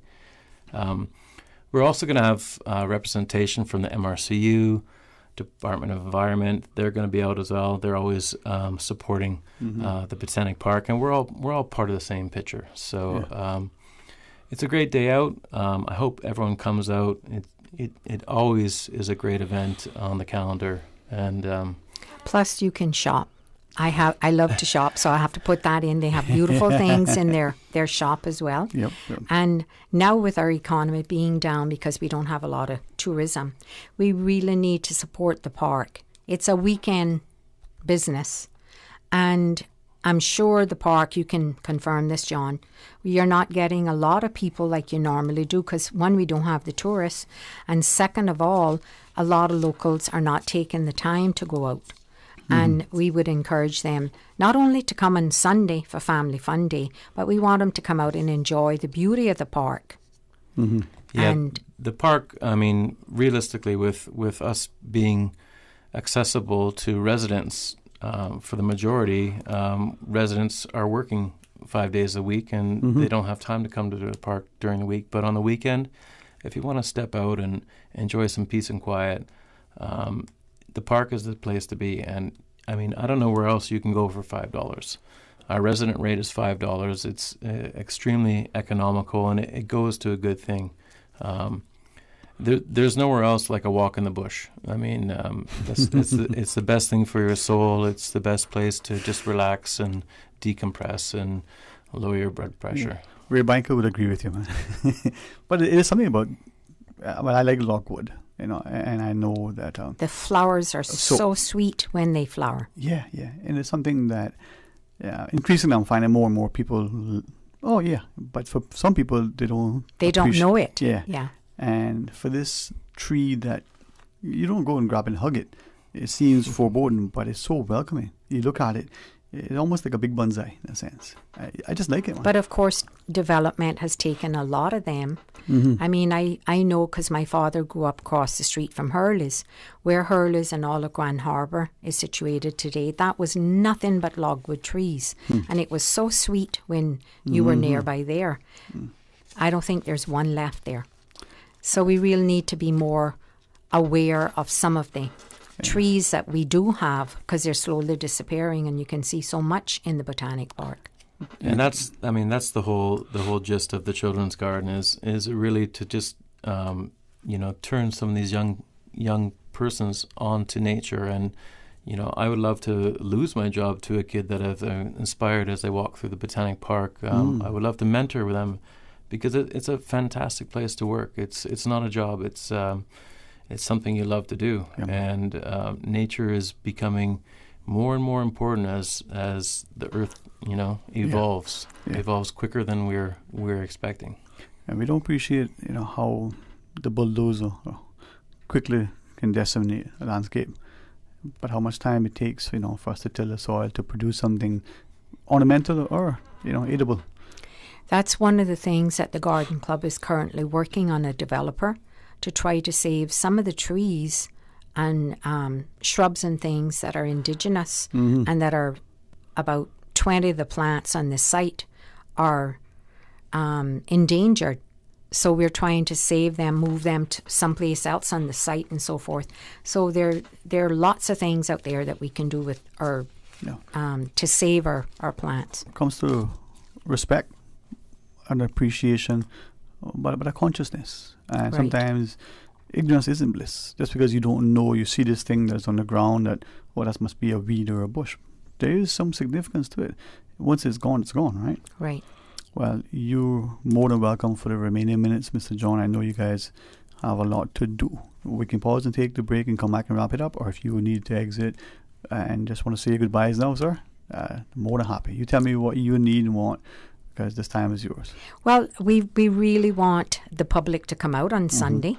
Of course. We know Monday's a holiday, so it would be nice. And if you come in the mornings, we can't guarantee the weather, but we know that we will have water, coconut water, other things that are going to be there.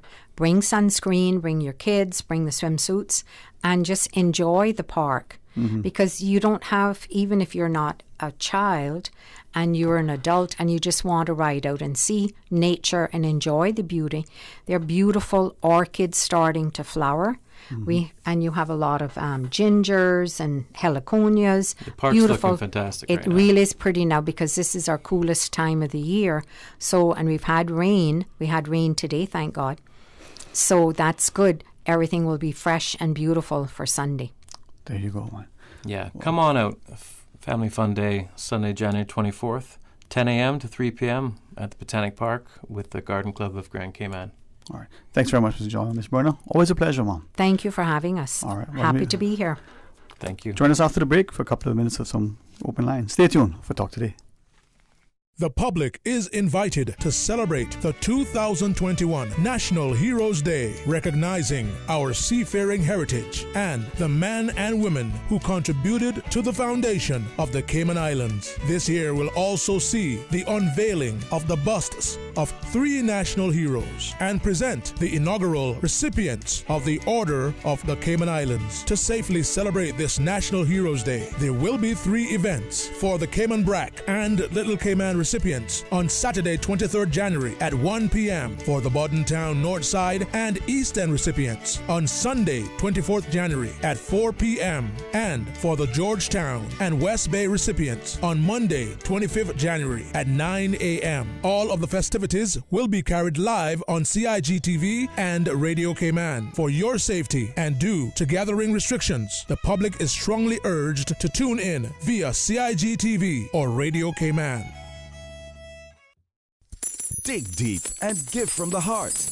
Your loose change may not seem like much right now, but we know that it can add up to a lot once we put all together. Last year, the Meals on Wheels Change for Change coin drive had to be cancelled due to the pandemic, but we did not stop providing nutritious hot meals to some of the most vulnerable members of our country, our seniors. Now we need your help to continue to meet the increased demands. We seek your generous donations once again as we aim to continue to serve over 300 meals per day. Please gather up your loose change, fold up your paper money or checks, empty your coin jar and donate whatever amount when you see the Meals on Wheels volunteers stationed around Grand Cayman on January 29th and 30th. Join Cayman Islands Meals on Wheels, Davenport Development and Radio Cayman in the fight to end senior hunger in the Cayman Islands. Visit www.mealsonwheels.ky or call 769-1974 to learn more.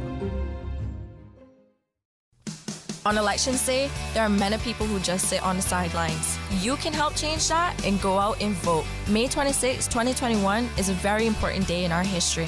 So do your part, call a friend or family member, and encourage them to go out and vote. A public service announcement from your #1 community station, Radio Cayman.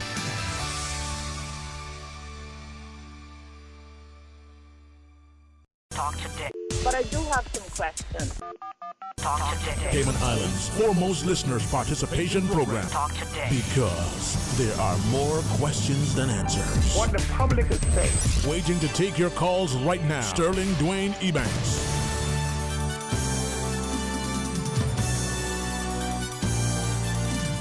Hey, good afternoon and welcome back, and thanks so much for joining us. We always try to be accommodating to facilitate, the needs of our guests, and as we just heard, a wonderful invitation both from, Miss Berna on behalf of the Garden Club and Mr. John over at the Botanic Park. It's not just this Sunday's Family Fun Day, but the park, especially on weekends. Whether you live just down the street or whether you're a little bit further afield, that drive isn't far. The destination is certainly worth the journey and the experience. It's a wonderful way to appreciate where we live, what we have, and the memories will last a lifetime. So maybe this Sunday, 10 a.m. to 3 p.m., you'll be a part of the Family Fun Day. As Mr. John shared, come out with your young ones. Those under 12, just $1. The rest of us, $5. Helps to support, the children's garden. Equally, bring your change of clothes, I call it swim trunks. What do you call it, DJ Lynn? Your bathing suit. And let the young ones splash around in the splash pad. Bring their towels, protect them as best you can from the UV rays, but get the vitamin D in the process as well. So that's Sunday, but make it, an event that you can perhaps engage in from time to time with your family. And as John's invitation to climb the tower, to look out and observe not just the mahogany and the logwoods and the parrots, but to see, how do I put it, how nature, when respected, how it can be so revered. Well, who wants to be the final caller of the day? Who has that sage sort of advice that they want to share with our listeners? I know the calendar says it's Wednesday, But quite honestly, it could be a Friday afternoon. Yes, it still says January, but man, if you were to, just abbreviate, Monday, Tuesday, Wednesday, Thursday, Friday, today is the W in the week, Wednesday. So we'll see what the Thursday and the Friday brings for us. Enjoy the rest of the afternoon. The roads are probably wet in some areas. That means that we have to be a little bit more attentive. But it doesn't mean that we can't enjoy the rain and celebrate the sunshine. It doesn't mean that we can't embrace the little chilled air that we may feel. But we have to appreciate too, that there are those who may find it a bit of a discomfort. As best as we can, what we can embrace, listen, know that we have the resilience to endure. And in all things, let's try to be gracious and grateful. Now, tomorrow, we would like you to be a part of our discussion. 949-8037 is the number to call if you wish. You can also utilize the toll-free line at 1-800-534-8255. They say God grants, your heart's desire. I just pray that we pray for wisdom and desire the right things. But, who knows? Well, the Jillian's on the board, so whatever request you want, he's filled it. If not, he's got the music queued up for us. What's the next song, the first song of your last segment for the next half hour, DJ Lynn? Let the listeners be previewed. Tony Braxton? Come on, tell the listeners, what do you have in queue so they can hear you, man? Speak to us, DJ Lynn. Say it again, because even her name, isn't she a phenomenal singer? I know, but you should be talking so everybody can hear you. That you couldn't hear, he said, time to go. All right, thank you very much for your hospitality. Thank you for allowing me to sort of utilize the airwaves to engage you. And I trust that as we look towards this year, that we look with some jubilant expectation, that we look with a sense of purpose, that we have within ourselves a reasoned, rational, responsible, respectful approach to what we're called to do. And then as we chasten those for whom we believe we are responsible, that we inspire through a sense of love, commitment, and humility. Until tomorrow, my friends, be blessed.